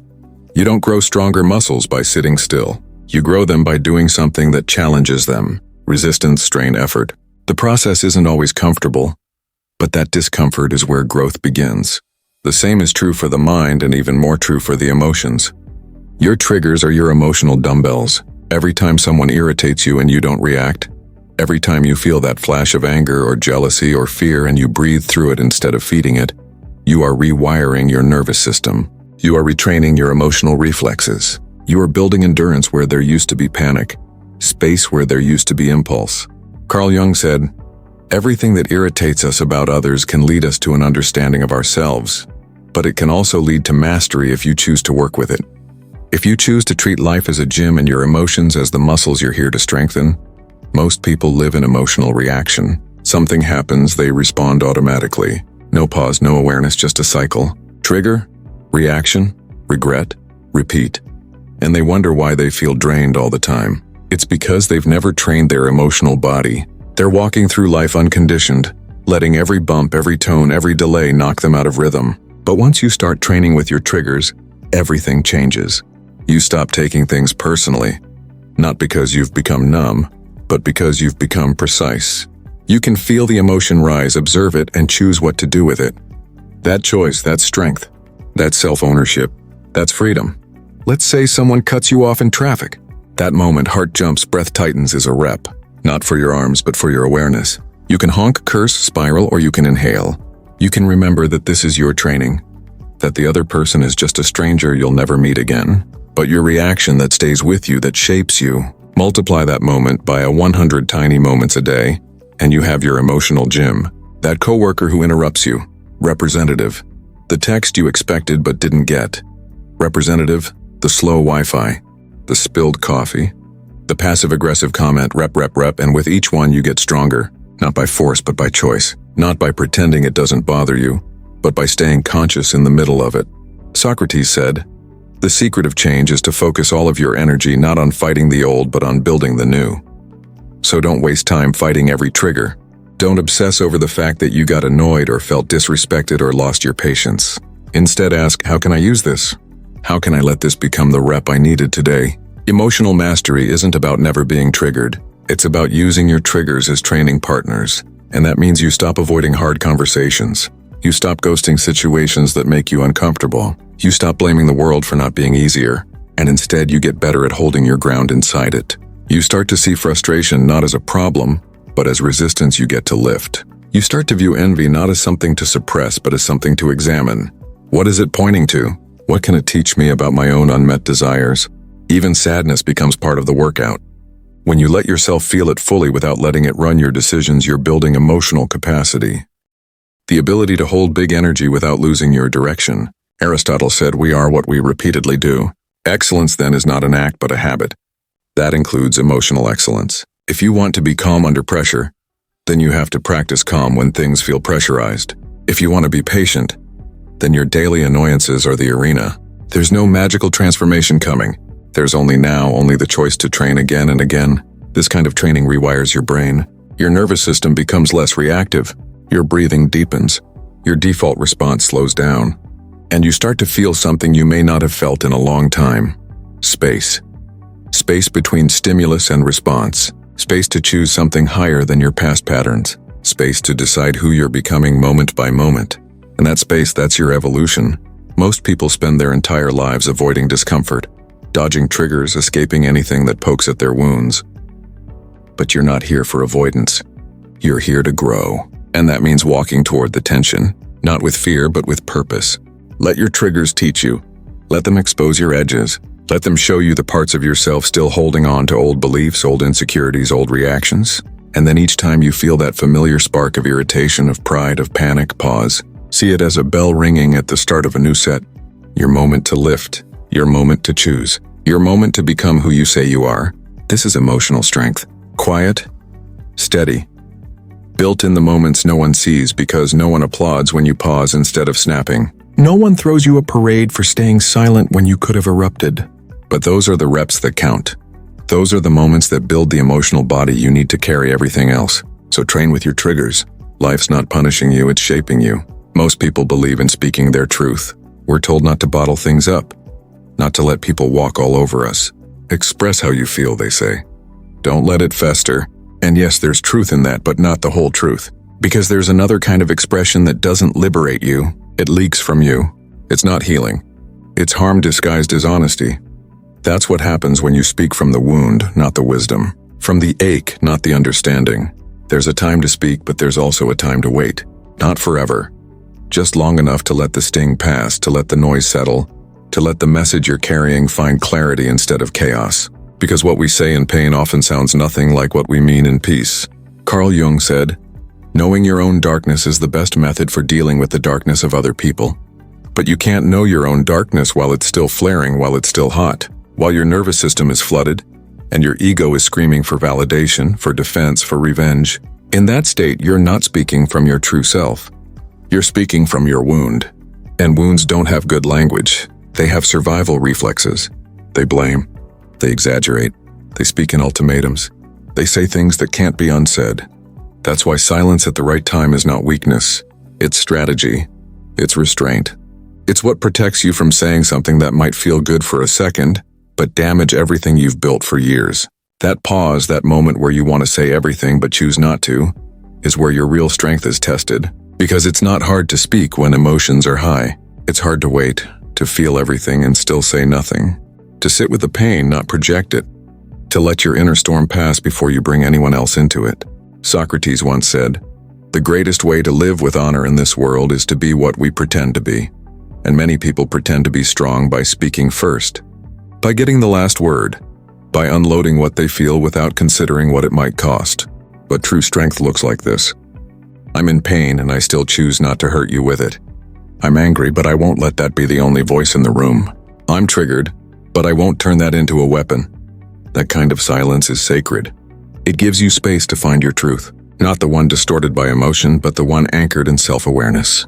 The one that holds accountability, not just accusation. The one that honors both you and the relationship you're speaking into. Because once you've healed, or at least begun to heal, your words soften. They stop sounding like explosions and start sounding like insight. You're not just trying to prove a point or punish someone anymore. You're trying to connect. You're trying to build something stronger than your pain. And ironically, once you've done that inner work, you often find that you don't need to say half of what you thought you did. The emotional charge is gone. The need to defend disappears. The urgency fades. What remains is calm, grounded clarity. And from that place you can speak with power that doesn't wound. You can express yourself without spilling unprocessed emotion on someone who might not deserve it. Aristotle said anybody can become angry. That is easy. But to be angry with the right person to the right degree at the right time and in the right way, that is not easy. The same is true for all strong emotion. The words you speak in your most triggered state aren't wise. They're just loud. And loud doesn't equal true. Loud equals wounded. So how do you know if you're speaking too soon? If you still feel the urge to win, you're not ready. If you're still crafting sentences in your head designed to sting or shame, you're not ready. If you feel that familiar tightness in your throat, that quickened breath, that racing mind, you're not ready. Wait, not forever. Just until your clarity returns. Just until you can separate your truth from your pain. Just until you can speak without needing to dominate, hurt, or be right. Because when you speak after you've healed, you say fewer words and they land deeper. You don't need to explain everything. You don't need to rehash the entire story. You just name what's real, what matters, what you've learned. And people feel the difference. They're more open, less defensive, more willing to hear you because you're not throwing your pain at them. You're offering understanding. And even if they don't understand, even if the words land on deaf ears, you can walk away knowing you spoke from your highest self, not your hurt self. And that alone is worth more than any temporary feeling of satisfaction that comes from getting it all out. Let the wound speak to you first. Let it tell you what still hurts. Let it show you where you still need softness, compassion, boundaries. Tend to that. Then speak. Speak from the scar, not the cut. Speak from the lesson, not the chaos. Speak with love for yourself, not as a weapon against someone else. Because silence used wisely is not silence at all. It's strength.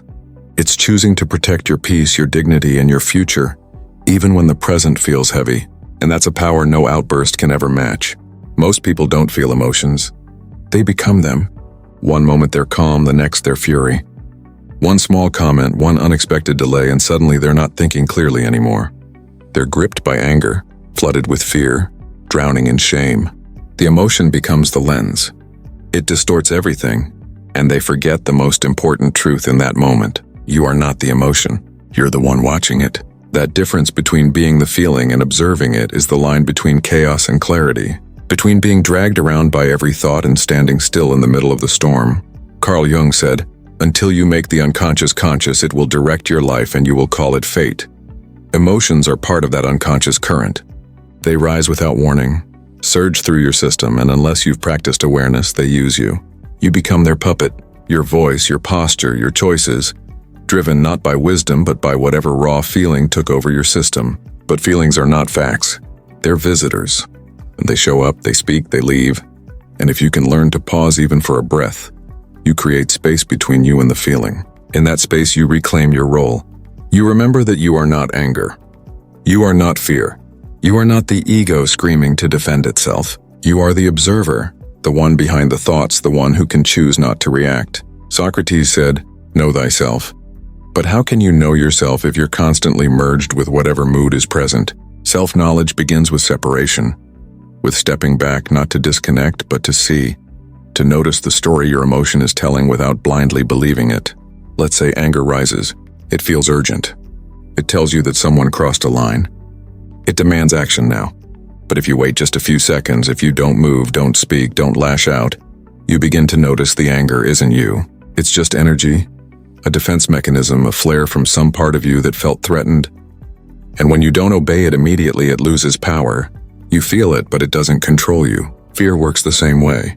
It creeps in with whispers of what might go wrong. It tightens your chest, speeds up your breath, fills your head with disaster.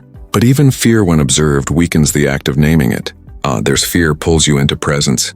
You become the watcher, and the watcher is always calm because the watcher knows that no emotion lasts, that all feelings like clouds pass through the sky of your awareness. And you're not the cloud.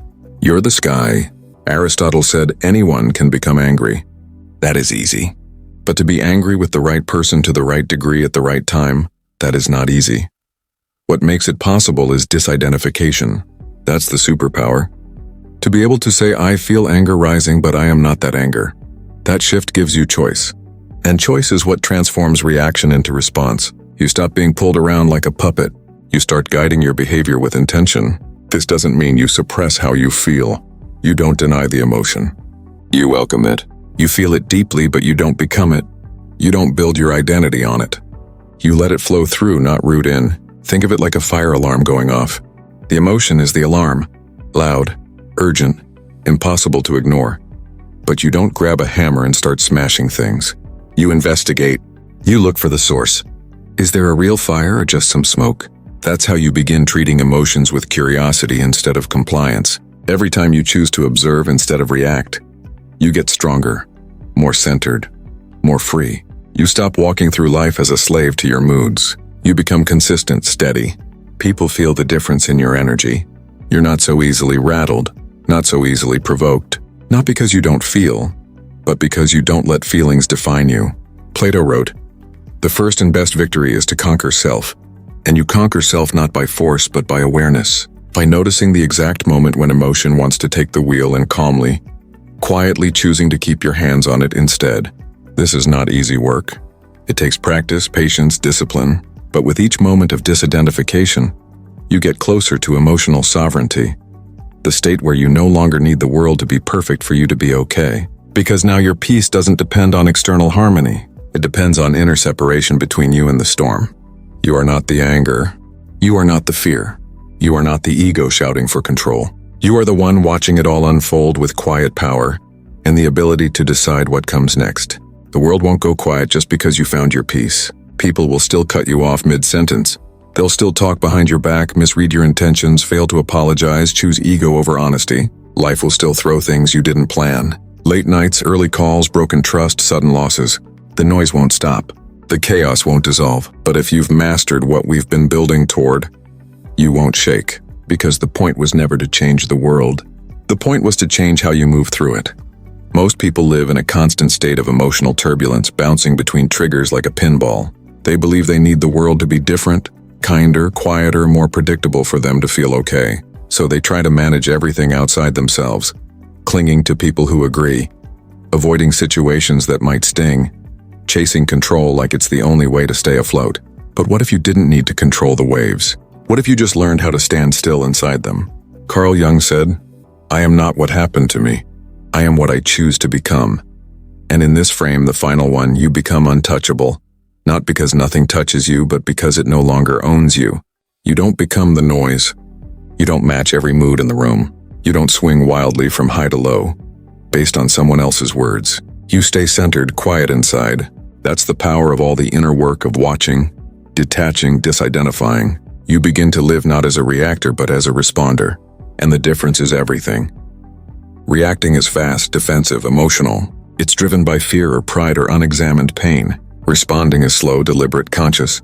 It comes from presence, not panic.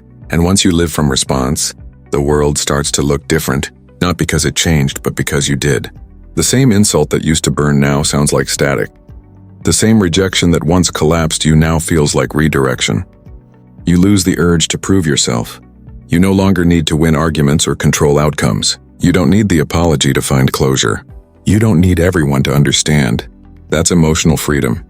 Socrates said, "To find yourself, think for yourself. And to think for yourself, you first have to see yourself, separate from the waves of emotion, the noise of ego, the storms that others live inside. Because when you know who you are, no one else can tell you who you're not. And here's the part no one tells you. When you master this, you still feel you're not a robot. You're not numb. You still notice the betrayal, the sarcasm, the loss. You still care. But the difference is you don't react from the wound. You respond from the wisdom that was forged through it. That quiet confidence, it shows up in how you breathe when everyone else is yelling, in how you choose silence over proving your point, in how you walk away, not out of weakness, but because you're no longer trying to convince someone of your worth. Plato wrote, "The measure of a man is what he does with power. And the greatest power isn't dominance or control. It's restraint. It's discipline. It's the ability to stay aligned when everything around you is pulling at your edges. You don't chase closure. You don't repeat stories that drain you. You don't sit in rooms where your peace has to shrink. You walk forward with less noise, more clarity. This is the final frame where the world still roars, but your soul stays silent. Not because you're avoiding life, but because you've learned how to meet it with awareness, with steadiness, with the kind of inner strength that can't be faked and doesn't need to be announced. You're not triggered. You're trained. You're not reactive. You're responsible for your energy, your choices, your presence. And the world notices. Not because you're louder, but because you carry something rare, a stillness that no insult can shatter, a calm that doesn't rely on comfort, a clarity that came not from escaping chaos, but from walking straight through it and coming out unshaken. When the world pulls at your edges, remember your strength is not in how loudly you react, but in how quietly you remain centered. Let them shout. Let life twist. You are not here to match the storm. You are here to master your calm. Have you ever stopped to wonder, what if everything they call love is nothing more than fear of being alone? What if the need to have someone is simply a disguise to avoid facing the emptiness within yourself? And what if what you call a relationship is just another way to run away from you? Nothing is closer to the truth than the discomfort we feel in solitude. The Stoics urged us to imagine being on our deathbed, the room silent, the air heavy, the weight of your life pressing in, and to ask, did you live your own life, or did you merely exist in the shadow of someone else's? The Stoics also warned us against surrendering our inner freedom, reminding us that the chains we accept willingly are the hardest to break. We dress those chains in romance and companionship, in the illusion of completion, but deep down something burns, something tears at you, whispering that you were meant for more. If you've ever felt that whisper, if you've sensed that truth hiding beneath the surface of your relationships, then you already know this conversation is for you. And if you seek the courage to face yourself without masks, to build a life rooted in your own strength and sovereignty, consider subscribing for the version of you who refuses to abandon their own soul. Most people don't fall in love because they've reached a place of wholeness. They fall because they're terrified of the silence that waits for them when the noise stops. The kind of silence that forces you to hear your own thoughts, to confront the questions you've been avoiding for years. There's an empty space in their life, a space that feels too wide, too echoing, too raw. So they fill it with another person, not always because they deeply want that person, but because it's easier than facing themselves.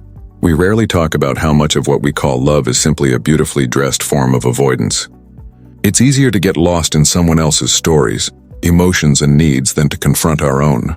Carl Jung once wrote, "Loneliness does not come from having no people around you, but from being unable to communicate the things that seem important to you." And for many, a relationship isn't a bridge to true connection. It's a shield from that loneliness, a way to pretend they are understood, even when they've never truly understood themselves. The problem is, when love is rooted in fear, it becomes fragile. Every disagreement feels like a threat, every moment of distance like a crack in the glass. The relationship starts to carry the impossible task of holding together not just two lives, but also the unresolved parts of each person.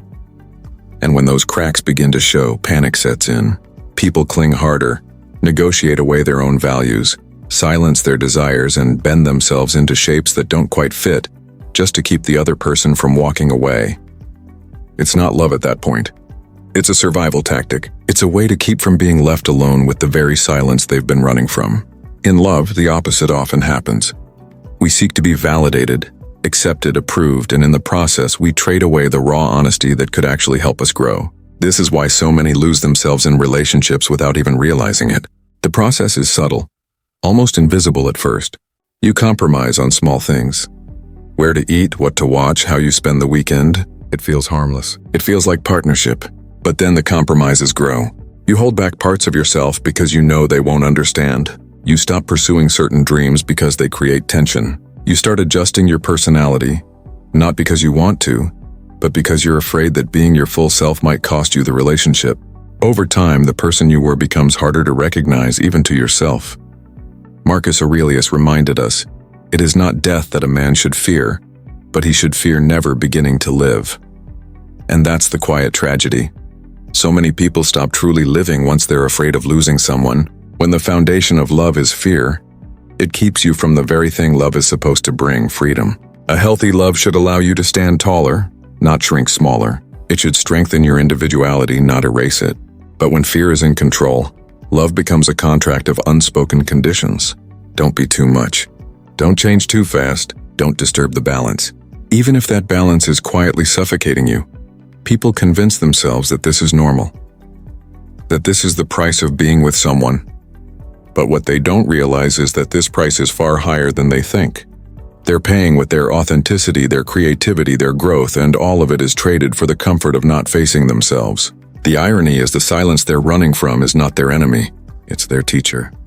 In solitude, the noise fades and you begin to hear your real voice again. At first, it's uncomfortable. You hear doubts, fears, regrets. But if you stay with it long enough, you also hear your values, your calling, your truth. Jung said, "The privilege of a lifetime is to become who you truly are." You cannot do that if you're always drowning in someone else's presence. If your every thought is shaped to keep the peace rather than to find your own center. The fear behind love is rarely about losing another person. More often, it's about losing the distraction they provide. When you remove that distraction, you're left with yourself. And for many, that's the scariest encounter of all. But this is the encounter that changes everything. Because once you can sit in your own silence without needing to escape it, you stop depending on others to make you feel whole. You stop negotiating away your identity for the sake of belonging. You begin to love by choice, not by necessity. And that is the kind of love that cannot be broken by absence or distance, because it's not built on fear. It's built on freedom. Choosing to face the silence is not easy. It takes courage to stop reaching for someone just to avoid yourself. But that courage is the foundation of a life where love becomes a gift, not a crutch. Where being with someone is a deliberate decision, not an unconscious escape. Where you can walk away from what doesn't serve you, not because you don't care, but because you care too much about not abandoning yourself. The fear behind love will keep you running in circles. Facing it will set you free. And freedom, as the Stoics taught, is the only possession no one can take from you. From the moment we're old enough to understand words, the story begins. It comes in bedtime tales, in movies, in the way adults speak about life. You grow up, you meet someone, you fall in love, and you settle down. It's painted as the ultimate destination, the final chapter where all loose ends are tied and the credits roll over a happy ending.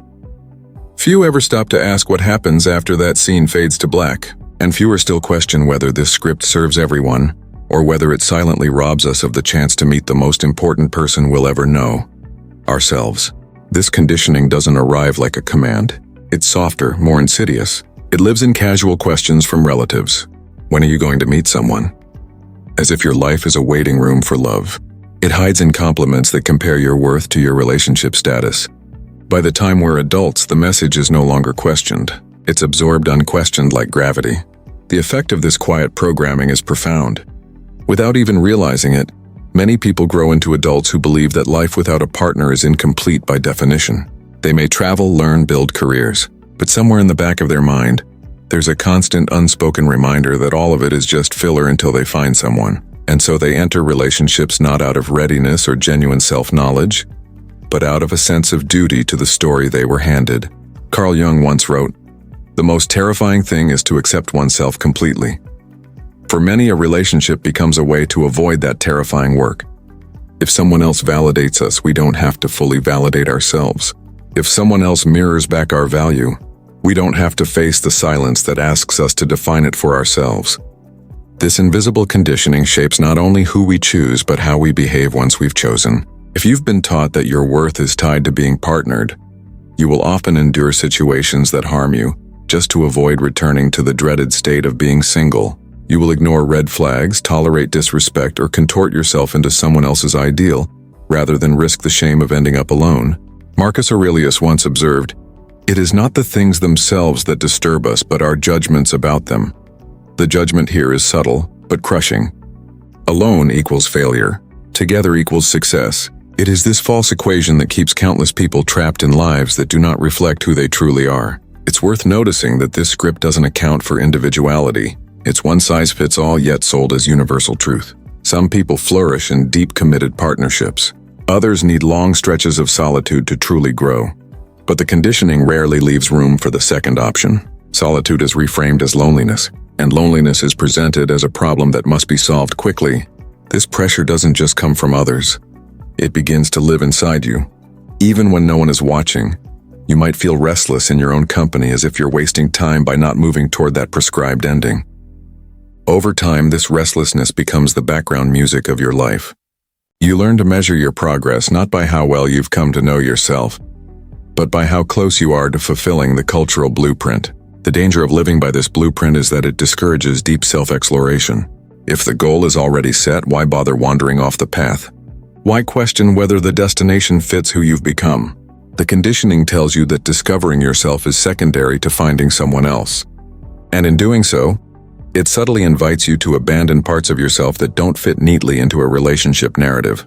You might suppress ambitions, interests, or unconventional ideas because they could make it harder to fit the mold. In this way, the story doesn't just shape your relationships, it shapes your identity. Jung often spoke of individuation, the process of becoming your true self, as the central task of life. This journey demands time, space, and a willingness to stand apart from the crowd. But the invisible conditioning tells you the opposite, that you must merge, pair off, and bind your life to another's as soon as possible. And here lies the tension. Individuation asks you to turn inward while the script demands you look outward. Without realizing it, you may spend decades living in the tension between these two forces, pulled away from your own becoming by the gravitational pull of expectation. It's not that love or companionship is wrong. The issue is when it becomes compulsory, when it's sought reflexively without considering whether you're ready or whether the person you're becoming is even compatible with the role you've been taught to play. Relationships entered under the weight of conditioning often become mirrors of that conditioning, safe, familiar, but unchallenging. You may find comfort, but you won't find the full truth of yourself. And the tragedy is that by the time you notice, years may have passed and the person you could have been feels distant, almost unreachable. The first step in loosening the grip of this conditioning is awareness. To see the story for what it is, a story, not an absolute law, changes everything. When you realize you're free to write your own script, the urgency to find someone fades.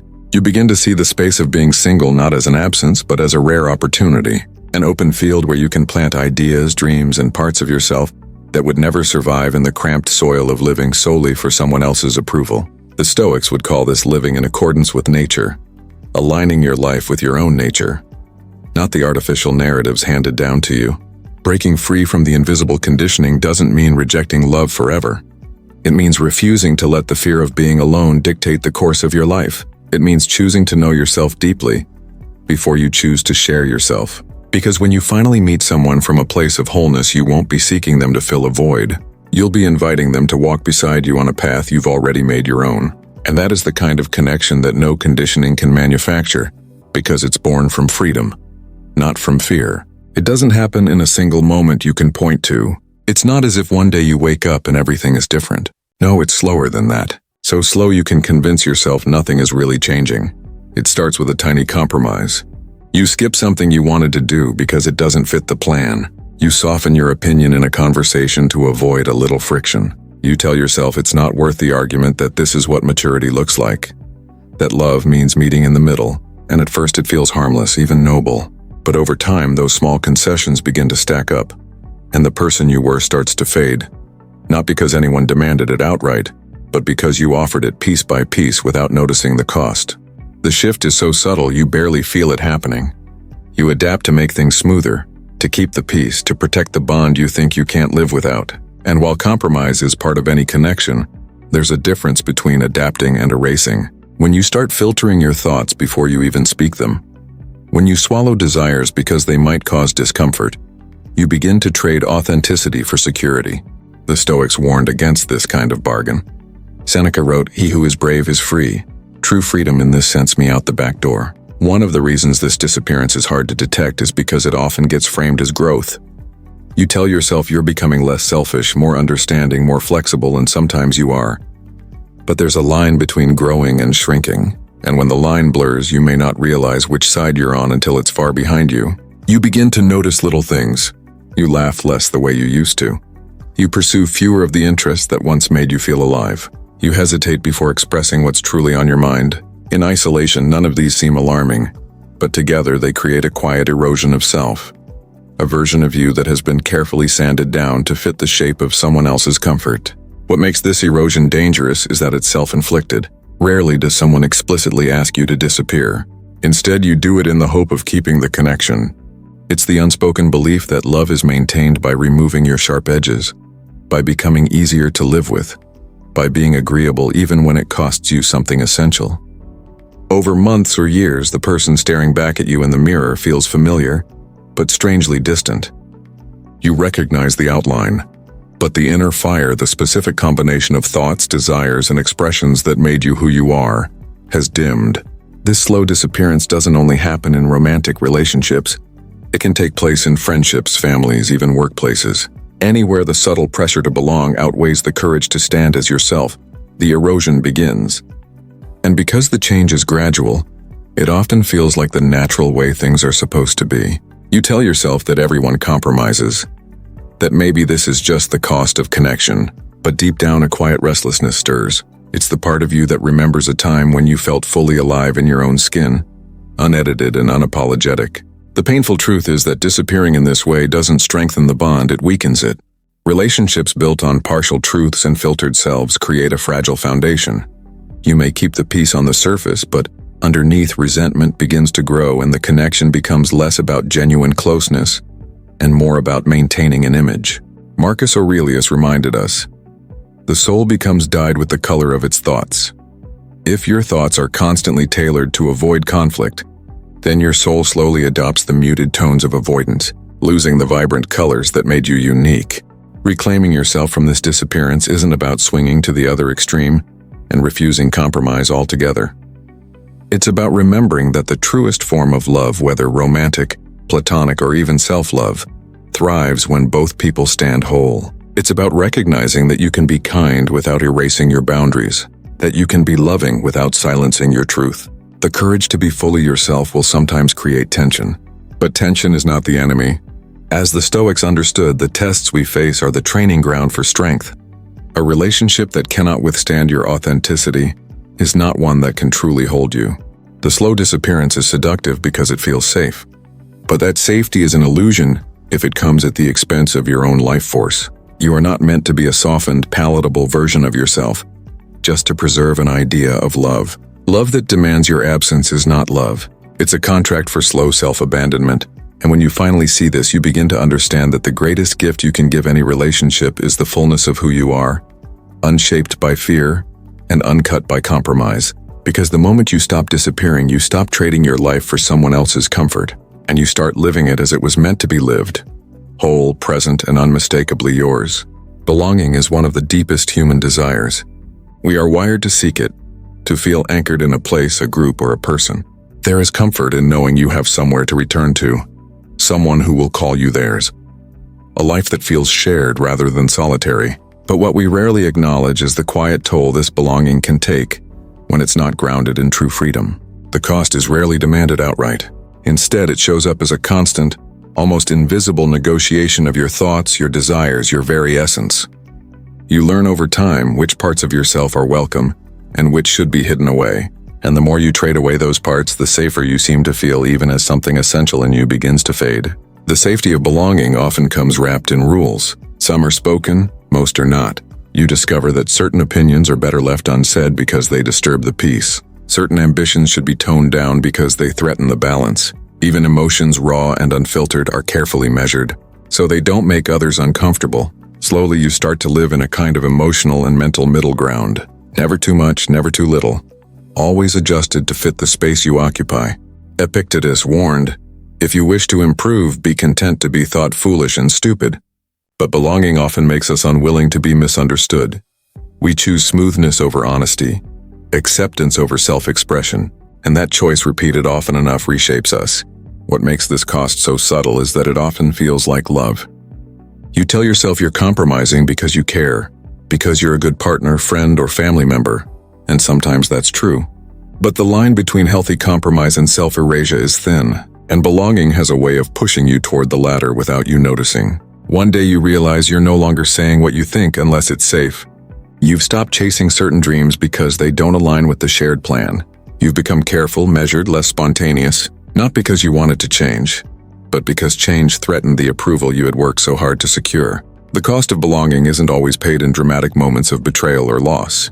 More often, it's paid in small, almost invisible installments. The joke you didn't make because you weren't sure how it would land. The truth you didn't speak because it might cause conflict. The risk you didn't take because it would require explaining yourself to someone who wouldn't understand. Each of these seems minor in isolation, but together they form a pattern. Over time, you begin to live not for your own clarity or authenticity, but for the stability of the group or the relationship. You trade pieces of your individuality for a sense of security, believing that the more you give, the more you'll belong. If your thoughts are constantly adjusted to match the expectations of others, your soul will inevitably lose its own distinct color. Staying single or even just choosing solitude when needed means you keep ownership of your thoughts, desires, and essence without the constant background negotiation. It's not about isolation. It's about sovereignty. It's about knowing that every decision you make comes from your own center, not from a calculation about how it will be received. This isn't to say that connection is inherently dangerous. Love, friendship, and community can be powerful sources of growth and joy, but they only serve you if they allow your full presence. When belonging requires constant self-editing, it's not connection. It's a subtle form of control. And control, no matter how softly applied, limits your capacity to live as yourself. Jung believed that individuation, the process of becoming whole, cannot happen when your sense of self is dependent on the approval of others. You cannot integrate the parts of you that are hidden away to maintain belonging. To choose yourself over the comfort of belonging is not easy. It can mean standing apart from the group, breaking unspoken rules, or letting go of relationships that cannot hold your truth. It can mean moments of loneliness that feel sharper than you expected. But it also means living without the weight of constant adjustment, without the slow erosion of your voice and vision. And in that freedom, something remarkable happens. You begin to belong to yourself in a way no one can take away. The cost of belonging is real, but so is the reward of keeping your own life in your own hands. Staying single doesn't mean you reject love or connection. It means you refuse to trade your essence for them. It means that when you do choose to belong somewhere, it will be on your terms as your whole self without shrinking to fit. Because belonging is sweetest when it doesn't come at the expense of who you are. And freedom, once claimed, makes every other kind of connection richer, deeper, and truer. When you strip away the constant hum of other people's voices, something unexpected rises in its place. At first, it's unsettling. The kind of quiet that feels almost too loud. You notice thoughts you didn't realize were there. Ideas that had been buried under conversations, obligations, and the steady pull of someone else's presence. Alone, there's no one to distract you from them. They surface with an intensity that can feel overwhelming, like a room you've avoided cleaning for years suddenly lit by a harsh, revealing light. Carl Jung once wrote, "Who looks outside dreams? Who looks inside awakes." Solitude forces that awakening. It asks you to turn inward, to look directly at what you've been avoiding. And while it can feel like discomfort at first, there's something else buried in it. Clarity. As the days or weeks pass, that clarity deepens. You begin to hear your own voice with more precision. Without constant negotiation of your thoughts to fit someone else's expectations, your ideas stretch further, bolder. You start following your mind down paths you might have dismissed before because they didn't align with the shared plan or the comfort of the group. The world inside you begins to expand, filling with details and connections you couldn't see when you were too busy adapting to someone else's rhythm. This is the part people rarely talk about when they speak of being alone. The way your mind sharpens when there's nothing to dilute it. At first, solitude can feel like a kind of loss, especially if you've been conditioned to see it as absence. No partner to share your day with, no one to consult before making decisions, no immediate echo of your words. But as you lean into it, you realize that absence has been misunderstood all along. What you've actually been given is space. Pure, unclaimed, unmeasured space. And space has a way of revealing the truth. Marcus Aurelius said, "You have power over your mind, not outside events." Realize this and you will find strength. In solitude, that truth becomes undeniable. You stop outsourcing your validation, your direction, your worth. They start coming from the inside out. And the power in that shift is hard to describe until you felt it. The more time you spend in this space, the more it changes you. At first, you fill the silence with noise, music, screens, conversations with anyone who will listen. But slowly you start letting the silence be. You discover that not all thoughts need to be drowned out. That some of the discomfort you feel in stillness is simply the process of meeting yourself again. It's in that stillness that desires become sharper. You realize which dreams are truly yours and which were inherited from someone else's vision for your life. You feel the pull toward things you had long forgotten mattered to you. This is when solitude begins to shift from uncomfortable to addictive, not because you want to avoid people, but because you've tasted the freedom of living without constant compromise. There's a peculiar kind of energy that comes from being alone on your own terms. It's not the isolation born of rejection or loss. It's chosen, deliberate, and rooted in self-respect. The Stoics would see this as aligning with nature, living according to your own inner compass. You start to notice how much of your life before was built around reaction, reacting to someone else's mood, their needs, their plans. Now your energy is directed toward creation. You're not managing another's emotions before you can explore your own. You're not tempering your excitement or holding back an idea because it might be misunderstood. In this space, time feels different. There's a stretch to it. an openness that allows for deeper work and deeper thought until it's fully formed without being interrupted by the constant need to check in with someone else. You can start something at midnight because you feel inspired, or stop in the middle of a project to follow a new thought without having to explain yourself. It's in these moments that you realize how much energy you've spent before on simply maintaining the balance of shared life. That energy is now yours to invest where it matters most. Of course, solitude isn't a constant stream of inspiration. There are days when the quiet feels heavy, when you wish for the ease of someone else's presence. But even in those moments, you begin to understand the weight has meaning. It's shaping you, building your capacity to stand on your own, to sit with your own mind without running from it. Eventually, the space solitude creates stops feeling like a void and starts feeling like home. You realize that the truest connections you'll ever have with others, with the world, with your own work, are richer when they grow from this foundation. You no longer fear being alone because you've seen what can be built there. And once you've experienced the sharpness of thought, the clarity of vision, and the unfiltered pull of your own desires, you'll protect that space fiercely. Not as a wall against the world, but as the ground on which you stand, steady and unshakable. Because when you belong fully to yourself, no connection can take that away, and no absence can strip you of it. From the earliest stories, we're told, there's a common thread, a promise that somewhere out there exists another person who will complete us. It's in fairy tales and songs and movies. You're not whole until you find your other half. At first, this idea feels romantic, even comforting. It suggests that life's deepest fulfillment comes not from within, but from merging with another. But beneath that comforting surface is a subtle, dangerous belief that on your own you are incomplete. And when you accept that belief, you begin to live as though your worth and stability depend on someone else. This myth has a quiet way of shaping your decisions. If you think you are incomplete, then every action is weighed against the hope of attracting or keeping another person. Your choices begin to orbit around the possibility of being chosen, of being enough for someone else. You might adjust your ambitions so they don't threaten the relationship, or downplay parts of your personality that don't fit the image of a perfect partner. Over time, your identity becomes less about what feels true to you and more about what will secure connection. This isn't love. It's dependence disguised as devotion, and dependence, no matter how pretty the packaging, slowly erodes individuality. Dependence is seductive because it offers a false sense of security. It tells you that as long as the relationship remains, you're safe. But that safety comes at a cost. You start to measure yourself not by your own standards, but by how well you fit into someone else's life. You ignore the quiet signals from within, the dissatisfaction, the suppressed curiosity, the unspoken dreams, because chasing them might disrupt the bond. Epictetus wrote, "If you want to be free, then wish for nothing that depends on others." Freedom doesn't grow in the soil of dependence. Instead, it shrinks there until one day you realize you've built your life on ground that can disappear at any moment. When you buy into the myth of incompleteness, relationships stop being choices and start being lifelines. The thought of losing the other person isn't just about emotional pain. It feels like losing a part of yourself. That's why people stay in situations that no longer nourish them, why they silence their instincts and ignore their needs. They believe leaving would mean becoming less than whole. But the truth is, you were never half of a whole.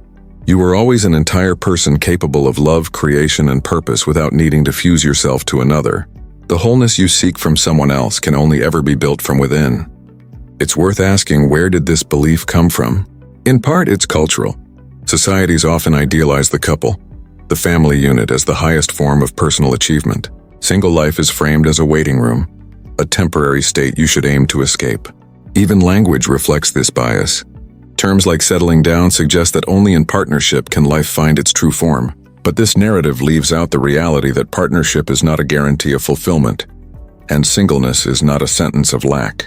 Marcus Aurelius reminded himself very little is needed to make a happy life. It is all within yourself. The myth of incompleteness hides this truth, keeping people searching outward when the real work is inward. Breaking free from this myth doesn't mean rejecting relationships altogether. It means approaching them from a place of self-sufficiency rather than need. When you no longer see yourself as a fragment waiting to be completed, love becomes a choice, not a dependency. You can give without fear of losing yourself, and you can receive without making it your source of identity. This kind of love is richer, deeper, because it's built between two whole people who can stand alone if needed. Jung understood this dynamic well. He believed that true connection could only occur when both individuals had confronted their own inner world, rather than using each other to avoid it. The challenge is that choosing wholeness can feel lonely at first. Without the immediate validation of a relationship, you have to face yourself in full, your flaws, your strengths, your unrealized potential. That's the work most avoid, which is why dependence can be so tempting. But once you start to build a life that feels complete on its own terms, something changes. The fear of being alone starts to fade.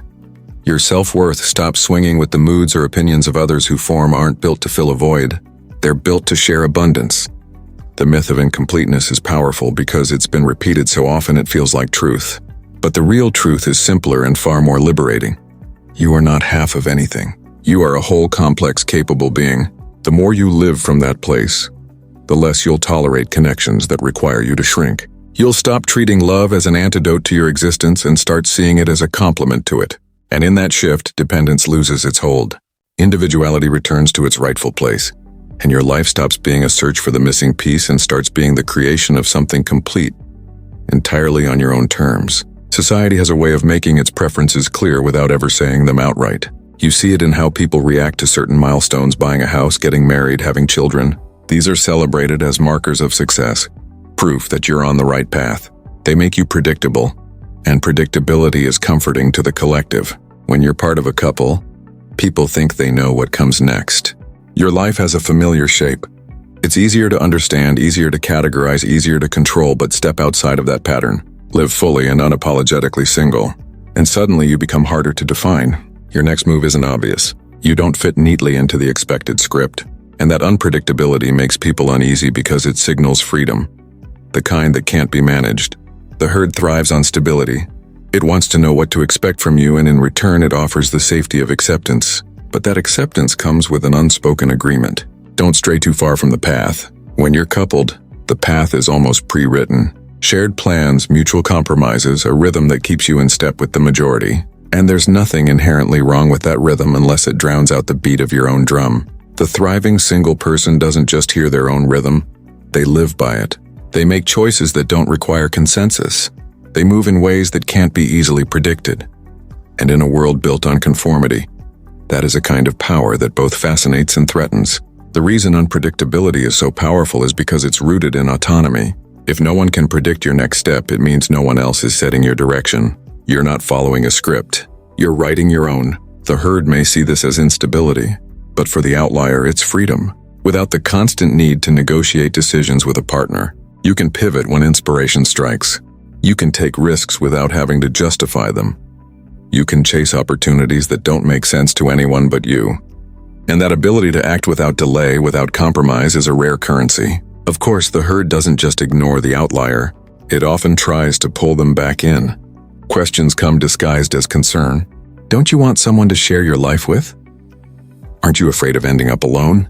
Beneath these questions is an assumption that a life outside the couple framework is less valuable, less complete. But these are the questions of people who measure life by how well it mirrors the majority. They can't see that solitude, when chosen, is not a lack. It's a luxury. It's a wide-open space where self-determination can flourish without interruption. The outlier knows this, and that knowledge becomes a shield against the subtle pressure to conform. What unsettles people most about the thriving single person is not their solitude. It's their contentment within it. If you're alone and miserable, the herd feels validated. It proves their path is the better one. But when you're alone and thriving, you disrupt the narrative.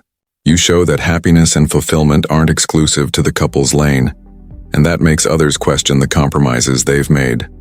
Jung understood this discomfort, noting that the most intense conflicts, if overcome, leave behind a sense of security and calm that is not easily disturbed.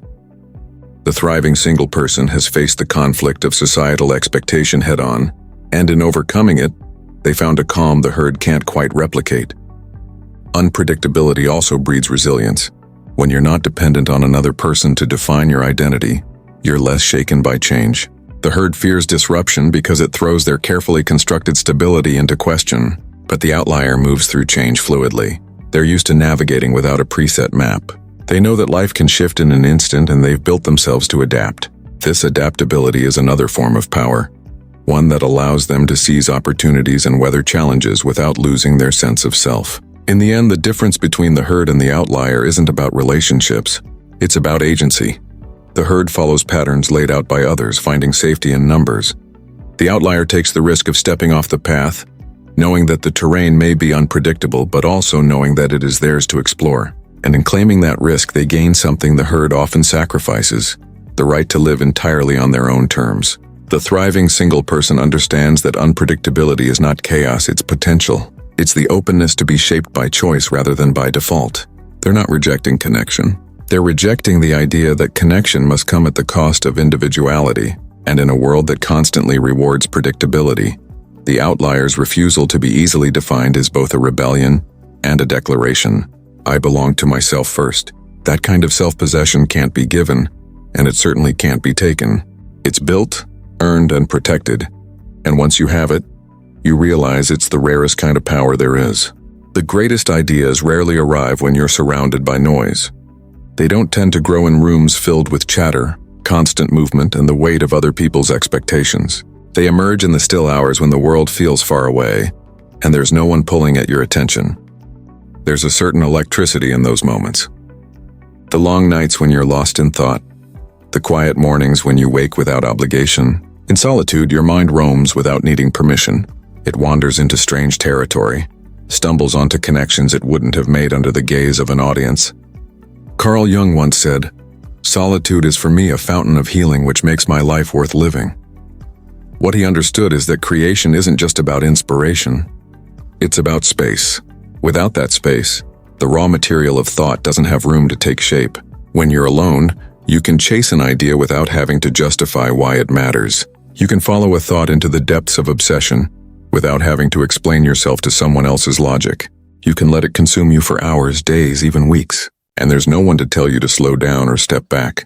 That freedom to sink fully into your own process is a rare gift in a world obsessed with constant connection. It's in that freedom that the creative edge sharpens. Without compromise, without the subtle pressure to adjust your pace for another person, your mind learns to stretch in ways that can't happen in the crowd. Crowded spaces, whether physical or emotional, tend to pull your attention outward. You're aware of others, aware of how your actions might be interpreted, aware of what's expected of you. That awareness can be useful in collaboration, but it's poison to certain kinds of thought, the kind that needs to be unruly, unmeasured, and untouched by outside influence. Solitude removes the need for approval. You're no longer creating to be seen a certain way. You're creating because something within you demands to be brought into existence. Seneca noted, "We must take a break from the world and withdraw into ourselves." It's not withdrawal out of avoidance. It's withdrawal as an act of preservation to protect the fragile beginnings of an idea until it's strong enough to face the world. The absence of expectation is what makes solitude such fertile ground for creation. When no one is waiting on you to produce a certain kind of work, you're free to explore the strange, the impractical, even the absurd. And it's often in those directions that the most original ideas live. You can write something that may never be published, sketch something no one will see, experiment without fear of failing in public. In this way, solitude acts as a laboratory for your imagination where mistakes are not only allowed but necessary. Without the constant lens of someone else's opinion, you can take risks that would otherwise feel too exposed. There's also a rhythm to solitude that nurtures creativity. Without the interruptions that come from shared life, you can enter what psychologists call flow more easily, a state where time disappears and you're so absorbed in the work that nothing else exists. You don't have to stop mid-thought to respond to a message or explain why you're still at your desk. The momentum builds, carrying you deeper into the process, and sometimes what emerges from that state is something you could never have forced through will alone. Marcus Aurelius wrote, "No, here you can go is more peaceful, more free of interruptions than your own soul." And in that uninterrupted space, your best work often finds you. The creative edge of being alone isn't just about producing more. It's about producing work that feels truer. In the absence of others, you stop mimicking. You stop unconsciously shaping your ideas to match what's popular or what will be praised. You stop editing before you've even begun. What comes out is raw, unfiltered, and entirely yours. Even if it's imperfect, it carries your signature in a way that work made under constant influence never can. That authenticity is worth more than polish because it's the foundation of a voice that can't be replicated. This is why so many thinkers, writers, and artists throughout history have sought solitude not as a rejection of people, but as a necessary ingredient in their work. They understood that while collaboration has its place, The deepest, most transformative insights are often born in the quiet hours no one else sees. Alone, you can wrestle with your own contradictions, push against your own limits, and listen for the truths that don't speak loudly enough to be heard in the crowd. Those truths might unsettle you at first, but they're the ones that tend to reshape everything you create afterward. In the end, the creative edge of being alone comes down to this. Solitude gives you room to hear yourself clearly without interruption, without dilution. It allows you to build something before the world has a chance to tell you what it should be. And once you've experienced that kind of space, once you've felt what it's like to create without compromise, you start to guard it fiercely. Not because you want to shut the world out, but because you've seen how much more alive your work, your ideas, and your very self become when you give them the gift of being born in silence. When you step out of the constant exchange of emotions that comes with being closely tied to someone else, something subtle but powerful begins to happen. At first, it's disorienting. You're used to checking the emotional temperature of another person before you even know your own. You've been conditioned to adjust your tone, your energy, your words to keep balance or avoid conflict. But when you remove yourself from that constant negotiation, the static starts to clear. You begin to realize just how much of what you've been feeling all along wasn't even yours. It's not that other people intend to weigh you down. It's just what happens when you're deeply connected. Their highs become your highs. Their lows seep into your bones. Over time, it becomes harder to tell where you end and they begin. But in solitude, you start to notice the difference. You realize that the irritation you've been feeling isn't a permanent part of you. It's residue from constantly managing another's frustrations. The heaviness that used to linger in your chest doesn't belong to you at all. It's something you absorbed in the process of trying to keep the peace. The Stoics believed that our peace of mind depends not on events themselves, but on the judgments we attach to them. When you're alone, those judgments are finally yours, unfiltered and unshaped by someone else's lens. At first, this clarity can feel almost too sharp. You're not used to sitting with emotions without immediately explaining or justifying them to another person. There's no one to reassure you that you're overthinking, no one to distract you with their own crisis. You're left to feel what you feel in full, and in that full, unmediated experience, you start to hear yourself again. You notice what actually excites you, not what you've been pretending to be excited about to match someone else's mood. You notice what truly irritates you, not just what's been convenient to argue over. Slowly, your emotional landscape stops being a shared space and starts becoming your own territory. This is where the detox really happens. Without the constant influx of another person's needs, moods, and unspoken expectations, your nervous system begins to settle. You stop waking up braced for emotional surprises. You stop rehearsing conversations in your head before they happen. You start moving through the day without the weight of invisible negotiations. Should I say this? Will this upset them? Do I need to fix this before it becomes a problem? The space left behind isn't empty. It's breathable. It's filled with your own rhythm, your own pace, your own sense of balance. Emotional independence doesn't mean you stop caring about others. It means you stop carrying them in ways that cost you yourself. In solitude, you learn to communicate those things to yourself first. You learn to validate your own emotions without waiting for someone else to acknowledge them. You give yourself permission to feel without the need to edit for someone else's comfort. And when you do re-enter connection with others, you do so from a place of groundedness rather than entanglement. One of the most surprising parts of this process is the way joy changes. When you're constantly linked to another person's emotional state, your joy is never entirely yours. It's either amplified by their happiness or dampened by their unhappiness. Alone, your joy becomes self-generated, steady, and less vulnerable to being pulled apart by someone else's storm. You start noticing the small, pure pleasures that were once background noise. The way light hits your kitchen in the morning. The sound of your own laughter at something only you find funny. The calm that comes from simply being in your own space. This emotional detox is not always comfortable. There will be moments when you feel the absence of someone else's emotional presence as a kind of emptiness. You might even feel the pull to seek out that old entanglement just to feel something familiar. But if you can resist the urge to fill the silence too quickly, you'll discover that the emptiness was never emptiness at all. It was space waiting to be reclaimed by you. Space where your own voice, long overshadowed, can begin to speak again. In the end, the emotional detox that comes from solitude is less about removing others from your life and more about removing the haze they unintentionally create around your inner world. It's about finally standing in the center of your own emotional weather without being swept away by someone else's storms. And once you've felt that kind of clarity, once you've experienced the quiet strength that comes from owning every feeling that passes through you, You understand why protecting it becomes non-negotiable. Because in that clarity, you don't just hear yourself again. You recognize yourself, and that recognition is the beginning of everything. When you choose to live on your own terms without leaning on the structure of a partner or the validation of a group, the labels come quickly: lonely, selfish, incomplete. These words aren't really about you. They're about the discomfort your independence stirs in others. You've stepped outside the script, and people don't quite know what to do with that. The system loves dependence because it's stable. A dependent person is easier to guide, easier to sell to, easier to keep in place. If your sense of self comes from your partner's approval or from your role within a group, you'll go to great lengths to protect it, even at the cost of your own truth. Dependence keeps you in line, but it also keeps the system safe. When you no longer need that structure to feel whole, you can't be controlled in the same way. Your decisions aren't dictated by fear of being left out, abandoned, or judged, and that makes you unpredictable, something the system doesn't know how to handle. It's no surprise then that independence gets mislabeled. They call it loneliness because they can't imagine fulfillment without constant company.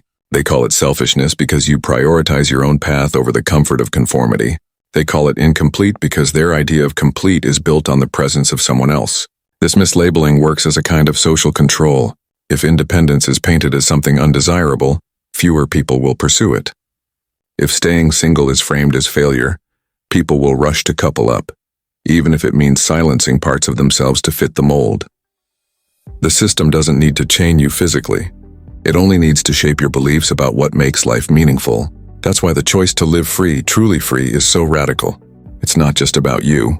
It's about refusing to reinforce a cycle that trades authenticity for acceptance. Independence is threatening because it's proof that you can live without constant validation.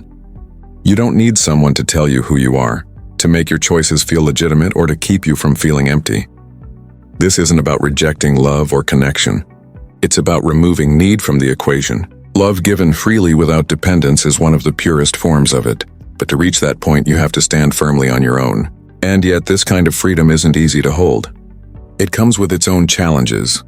There will be days when the weight of being fully responsible for your own life feels heavier than you expected. No one else is there to take the blame when you fall, and no one else gets the credit when you succeed. You own it all. But that's the point. Freedom without ownership isn't real freedom. It's just another form of dependence disguised as choice. The truth is, people fear what they secretly want. Those who criticize your independence often wish they had the courage to claim their own. They might not admit it even to themselves, but your example forces them to confront the compromises they've made. It's easier to dismiss you than to question whether they've settled for something smaller than what they truly wanted. That's why standing in your freedom isn't just a personal choice. It's an act that can shift the people around you, even if it's met with resistance at first. So when they call you lonely, remember that solitude can be a source of power. When they call you selfish, remember that self-respect is the foundation for every meaningful connection you'll ever have. When they call you incomplete, remember that wholeness doesn't come from what you add to your life, but from what you refuse to give away. The system may thrive on dependence, but your life doesn't have to. The mislabeling will fade in importance once you see it for what it is, a sign that you've stepped outside the boundaries others feel safest in. And once you've stepped out, you'll realize there's far more space out here than you were ever led to believe. Sovereignty isn't something you stumble into. It's something you earn, and the price is never cheap. To claim it, you have to let go of things most people cling to as proof of a good life. The shared plans that give you a sense of direction. The automatic affection that reassures you without asking for effort. The built-in companionship that makes weekends and holidays feel less empty. These are warm, comforting things, but they come with strings attached. Strings that can quietly pull you away from yourself. To step into true sovereignty means cutting some of those strings. And that's a decision most won't make because it demands giving up a comfort that feels too good to lose. In solitude, there is no one to validate or veto your decisions. Every choice is yours alone. That freedom can feel intoxicating and terrifying all at once. There's no one to share the weight when a decision turns out wrong. No one to split the blame with. But there's also no one to hold you back when your instincts are sharp and your vision is clear. Sovereignty is about owning both outcomes, the victories and the mistakes. With the same steady acceptance, you stop outsourcing responsibility for your life and start carrying it entirely yourself. The Stoics understood this deeply. Epictetus wrote, "No man is free who is not master of himself." Solitude becomes the training ground for that mastery. Of course, the price you pay isn't only in tangible comforts.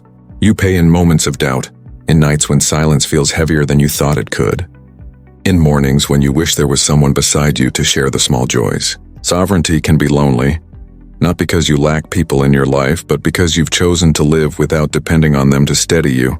You learn to be your own anchor, to generate your own reassurance, to sit with discomfort instead of reaching for a quick fix in the form of someone else's presence. That skill, learning to hold your ground in the absence of external support, becomes one of your greatest strengths.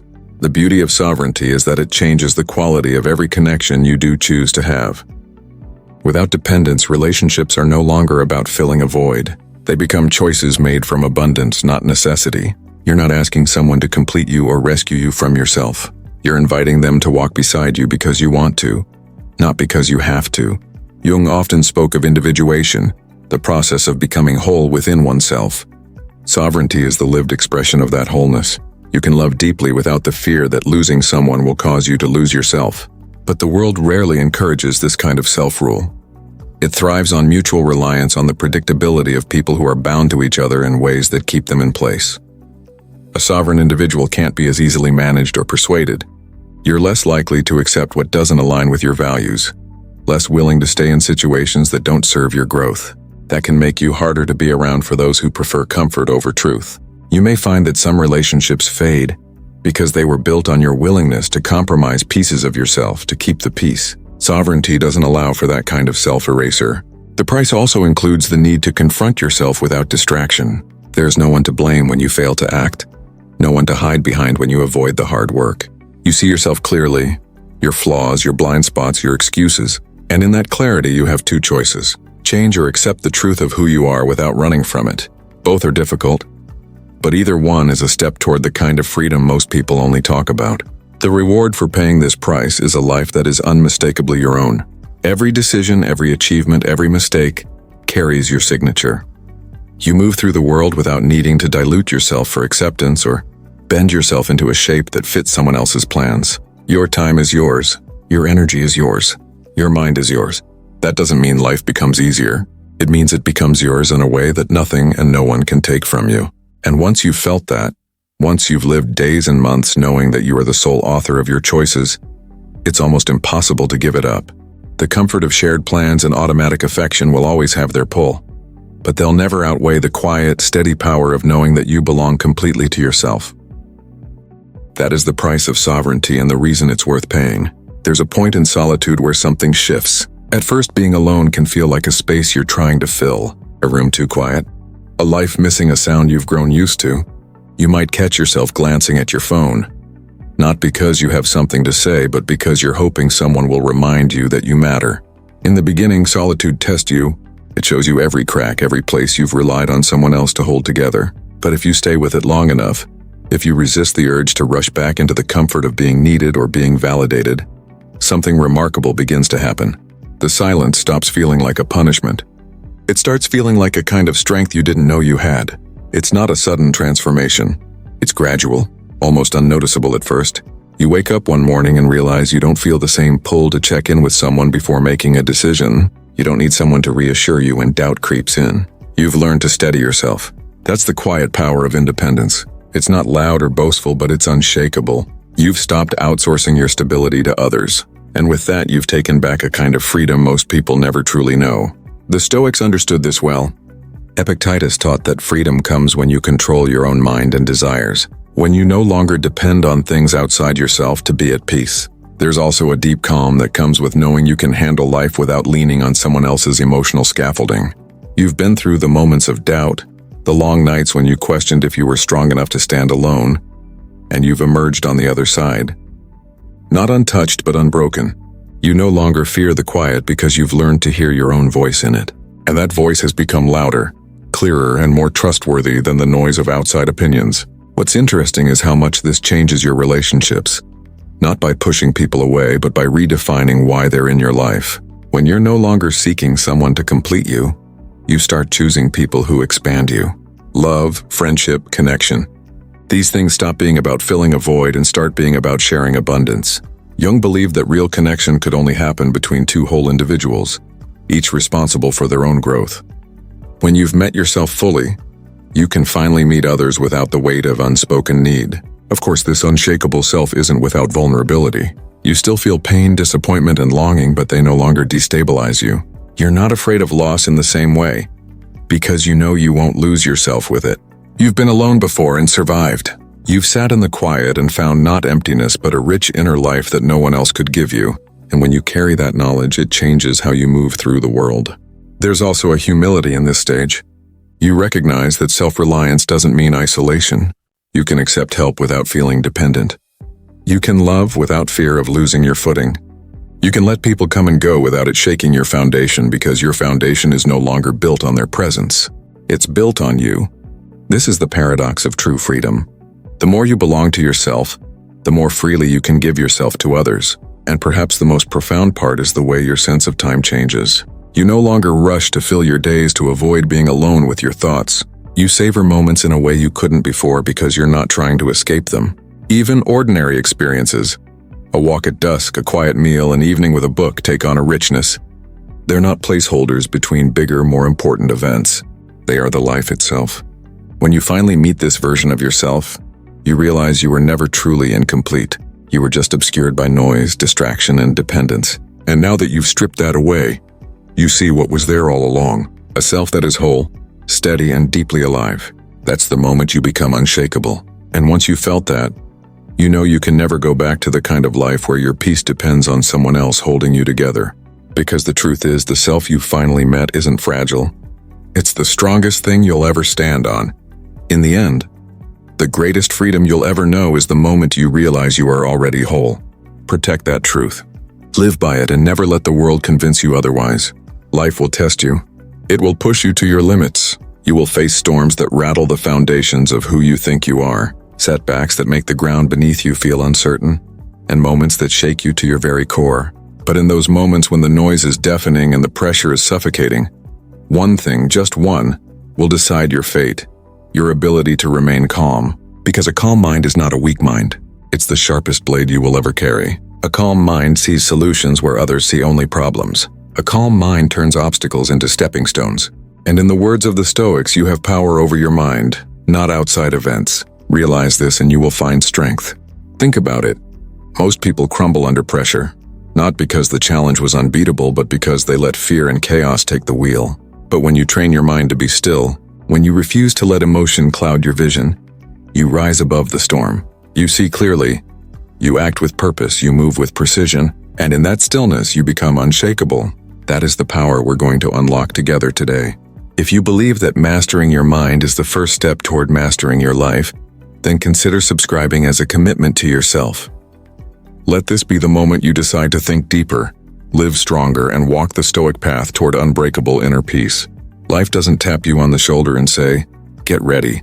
Here it comes. It just hits. Sometimes it's a slow build, a creeping storm you can see in the distance, and sometimes it's a sudden wave that crashes without warning.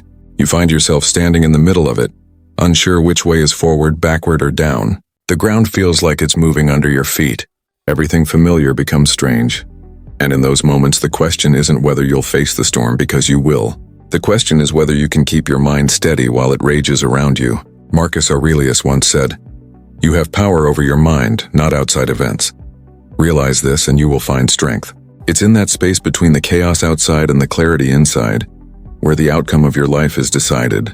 Calmness isn't something you need only when things are peaceful. Anyone can be composed when the air is still.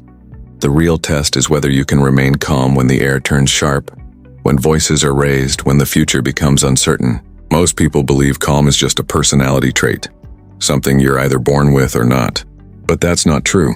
Calm is a skill, a muscle. And just like your body, your mind grows stronger the more you train it. It's not about ignoring what's happening or pretending it doesn't hurt. It's about keeping your head when others lose theirs. Carl Jung once observed, "I am not what happened to me. I am what I choose to become." In the heat of a crisis, the choice to become steady instead of scattered changes everything. We live in a world that conditions us to react instantly.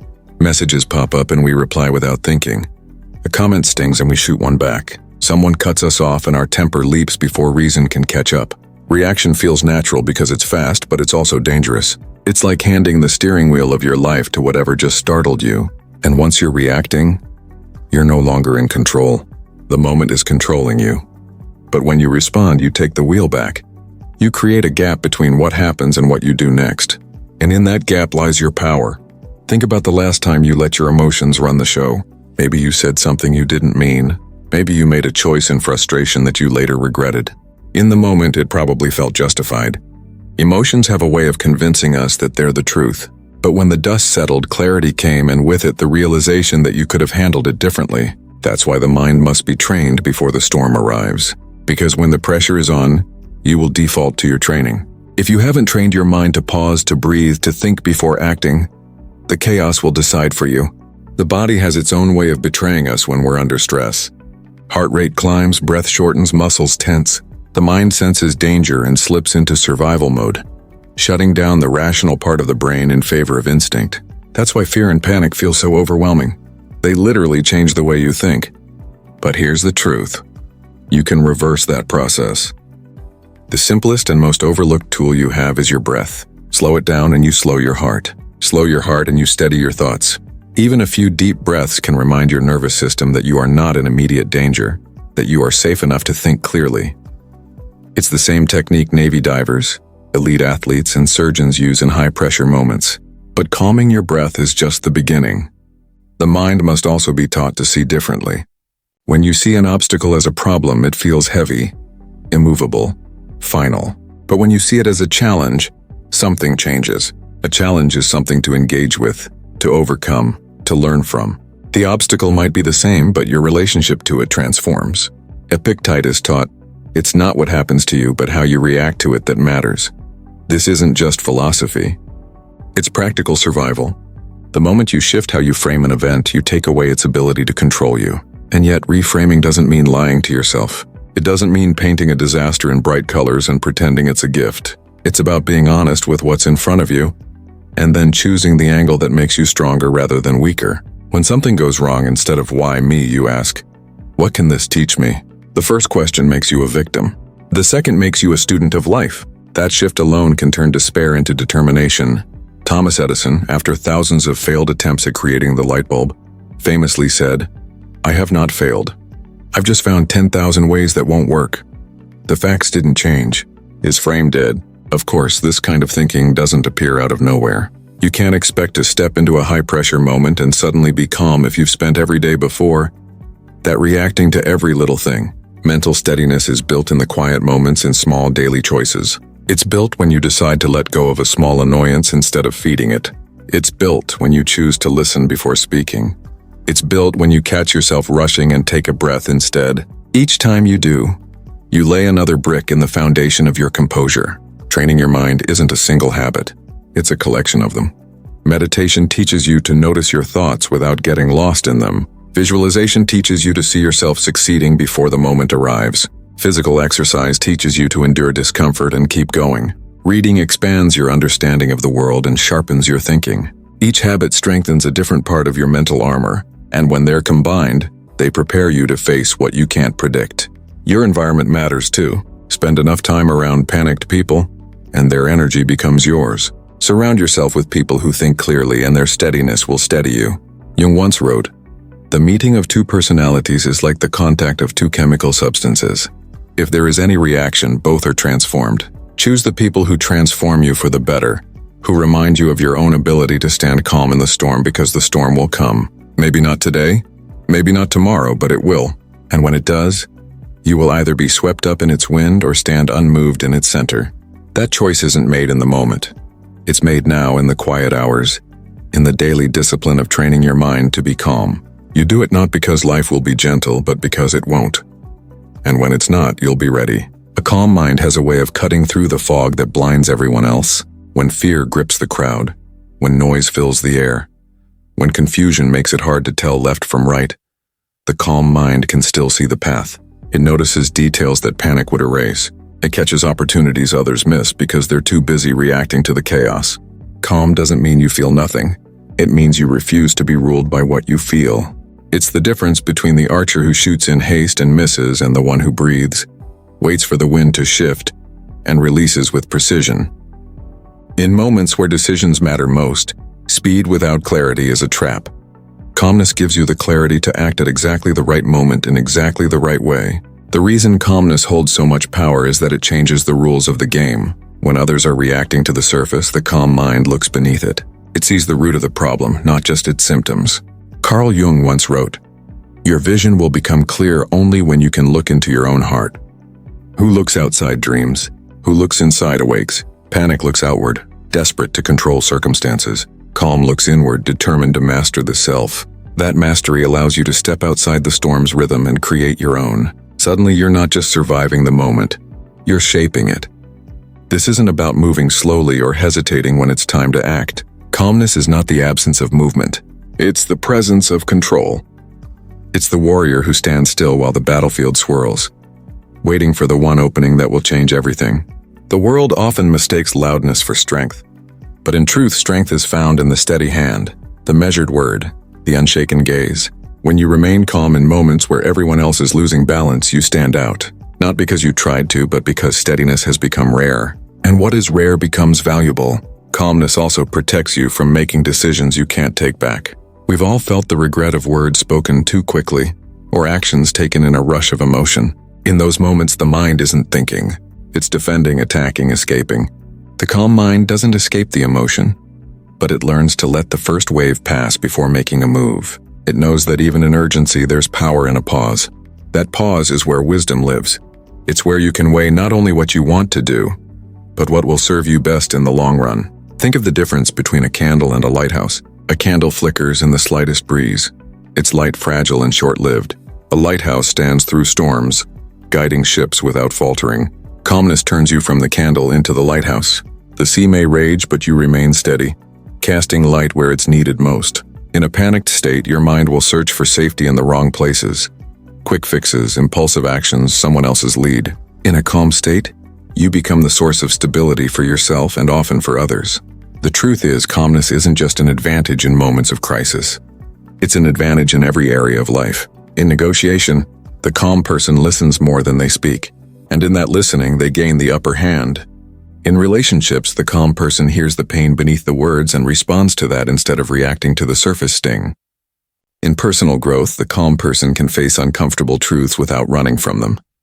As Seneca once said, "No person has the power to have everything they want, but it is in their power not to want what they do not have, and to cheerfully put to good use what they do have." Calmness gives you that power, the ability to meet reality as it is and work with it instead of fighting against it. This kind of composure doesn't mean life will be free from chaos. It means that chaos loses its ability to dictate your choices. You can't stop the waves, but you can learn to sail through them. And when others see you navigate storms without losing your way, they begin to trust you, not because you claim to have all the answers, but because you refuse to be swept away. Calmness earns respect without asking for it. It turns you into the person people look to when things get uncertain. Of course, the challenge is that calmness doesn't come naturally when pressure rises. Instinct urges us to act fast, to fix things, to fight or flee. That's why the ability to remain steady is so powerful, because it's not instinctive, it's intentional. It's a choice made over and over again until it becomes part of who you are. Every moment you resist the pull of panic, you strengthen the muscle of control. Every time you breathe through the impulse to react, you prove to yourself that you are not at the mercy of the moment. When you realize that calmness is a skill, not a gift, it changes how you approach challenges. Instead of waiting for life to throw you into a storm and hoping you'll figure it out, you start training in the quiet. You learn to pause in everyday moments before replying to a message, before voicing a frustration, before making a decision you can't reverse. These small practices add up, so when the real pressure comes, your mind knows what to do. In the end, calmness is real power because it's freedom. Freedom from being pushed and pulled by every shift in circumstance. Freedom from becoming someone you don't recognize in moments of stress. Freedom to choose your next step instead of having it chosen for you by fear. And in that freedom, you find a strength that no amount of force or noise can ever match. You become the steady ground in an unsteady world, and from that ground you can move anywhere you choose. We've all been there. That sudden surge of anger that tightens your chest, the rush of fear that makes your thoughts scatter, the wave of panic that demands you do something, anything right now. In those moments, you feel like you're in control because you're acting. But later, when the moment has passed and the emotions have cooled, you see it for what it was, not action, but reaction. And reaction often comes with a cost far greater than we realize in the moment. Words spoken without thought can leave cracks in relationships that never fully heal. Rash decisions made in a fog of frustration can close doors you didn't even know you wanted to walk through. Sometimes those moments cost you your peace. Other times they cost you your future. The danger of letting emotions take over isn't that emotions are bad. They're not. They are part of being human. They give color to life, depth to experience. But when they take the wheel, reason is pushed into the back seat. You stop choosing your direction and start being driven by impulses that might not have your best interests in mind. Fear convinces you to run when you need to stand still. Anger urges you to fight when the wiser choice is to walk away. Impatience tells you to force things before they're ready. What's tricky is that in the heat of the moment, emotions don't feel like noise. They feel like truth. When someone insults you, the anger feels justified. When something threatens you, the fear feels protective. But not everything that feels true is wise. Emotion gives you the energy to act. But without the guidance of calm thought, that energy can turn destructive. It's like having a powerful river with no banks to guide it. It floods everything in its path. Many people have lost more to their own unchecked reactions than to the challenges life has thrown at them. It's worth remembering that the most important moments in life often leave no time for doovers. An opportunity presents itself and you either step toward it or you don't. A relationship hits a breaking point and what you say in that moment either opens a door or closes it forever. One careless email sent in frustration can undo months of trust. One outburst in the wrong setting can reshape the way people see you. These are the hidden costs of letting emotions lead. The kind you don't see until they've already been paid. And there's another layer. Every time you give in to emotional impulse, you reinforce the habit. You teach your mind that this is how you handle stress. The more you do it, the more automatic it becomes. Before long, it's not just certain situations that trigger you. It's almost everything. You start living on edge, ready to react before you've even thought about whether the situation requires a reaction at all. This is why the Stoics place so much value on self-mastery. As Seneca put it, no man is free who is a slave to himself. When you're at the mercy of your emotions, you can't claim to be in control of your life. But there's a flip side to this truth, and it's one of the most empowering realizations you can have. Every time you resist that impulse, every time you pause before speaking, take a breath before acting, you're breaking the pattern. You're teaching your mind a new way to operate. You're proving to yourself that you can feel something deeply without being controlled by it. The power isn't in never feeling anger, fear, or panic. It's in refusing to let them dictate the terms of your life. The cost of letting emotions take over can also be invisible at first. Maybe no one calls you out. Maybe the damage is subtle. A quiet loss of trust. A shift in how someone includes you. An opportunity that doesn't come your way again. You may never even know what was lost. But whether or not you see it, those costs are real. They accumulate. And if left unchecked, they can shape the entire trajectory of your life. That's why calmness under pressure isn't just a nice trait to have. It's a form of protection. It guards your relationships, your reputation, your future. It ensures that when you make a move, it's intentional, not just emotional. Marcus Aurelius wrote, "If you are distressed by anything external, the pain is not due to the thing itself, but to your estimate of it. And this you have the power to revoke at any moment." That power to revoke is the essence of self-control. It's the decision to see the emotion for what it is, information, not command, and then choose what to do with it. In the end, the cost of letting emotions take over is far greater than the temporary discomfort of holding back. The momentary satisfaction of getting it off your chest fades quickly, but the consequences can linger for years. And here's the irony. The more you learn to stay calm, the more influence you actually have. People listen to those who can stay composed. They trust them. They look to them in moments of uncertainty. The very thing emotions promise power is better achieved through their mastery, not their indulgence. So the next time you feel the heat rise, remember what's really at stake. Not just your pride in that moment, but the opportunities, the trust, and the relationships that can only be protected by your calm. You won't always get it perfect, and you don't need to. What matters is that you choose as often as you can to keep your mind steady when your emotions want to take the lead. Because when you do, you're not just saving yourself from regret. You're building the kind of life that can withstand whatever comes. When fear takes over, something profound happens inside your brain. It's not just a feeling. It's a shift in the way your entire system operates. In moments of perceived danger, your brain's alarm system, the amygdala, sounds off like a siren. That signal races through your body, flooding it with adrenaline and cortisol, the stress hormones designed to keep you alive. In an instant, your heart pounds faster to pump blood to your muscles. Your breathing quickens and your vision sharpens on what you think is the threat. This ancient survival mechanism once saved our ancestors from predators. But in modern life, it can be triggered by a harsh email, a tense conversation, or an unexpected challenge. The body reacts as though your life depends on it. Even when the danger is not physical at all, in those moments, something else happens.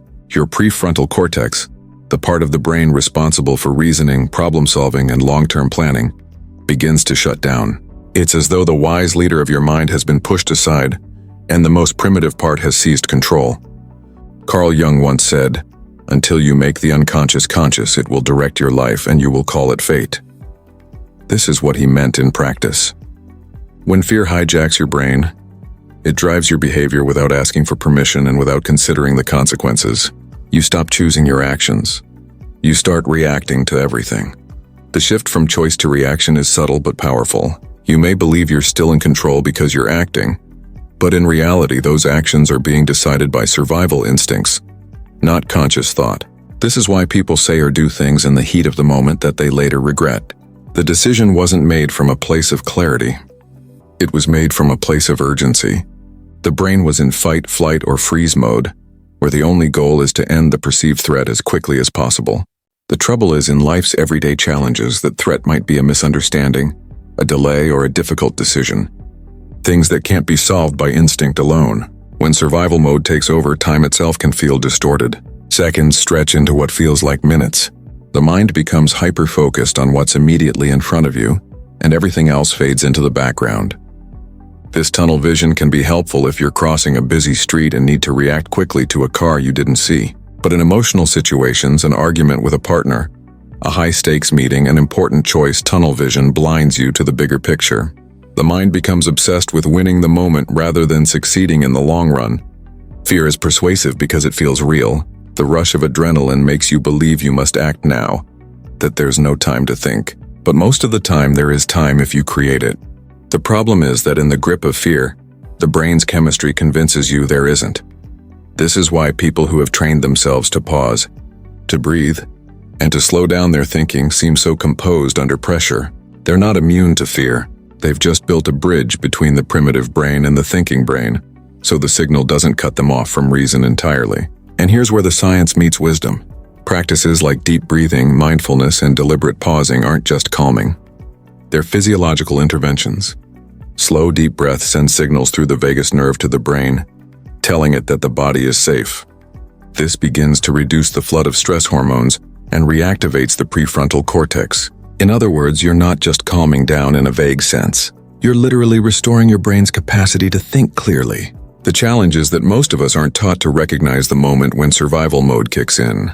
We notice only after we've snapped at someone, made a rash decision, or walked away from something important. But with awareness, you can begin to feel the early signs. Your breath getting shallow, your shoulders tightening, your thoughts racing. These are the signals that the primitive brain is about to take over. And in that instant, you have a choice.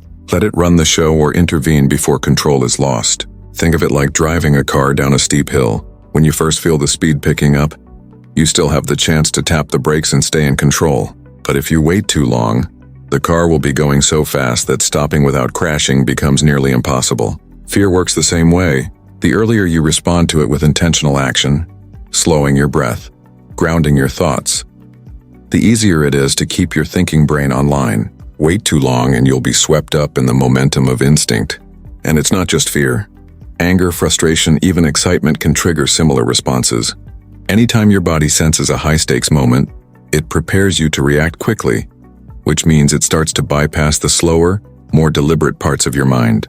The irony is that in most of life's important moments, quick isn't what you need. Clarity is. That clarity comes only from keeping your reasoning mind involved in the process.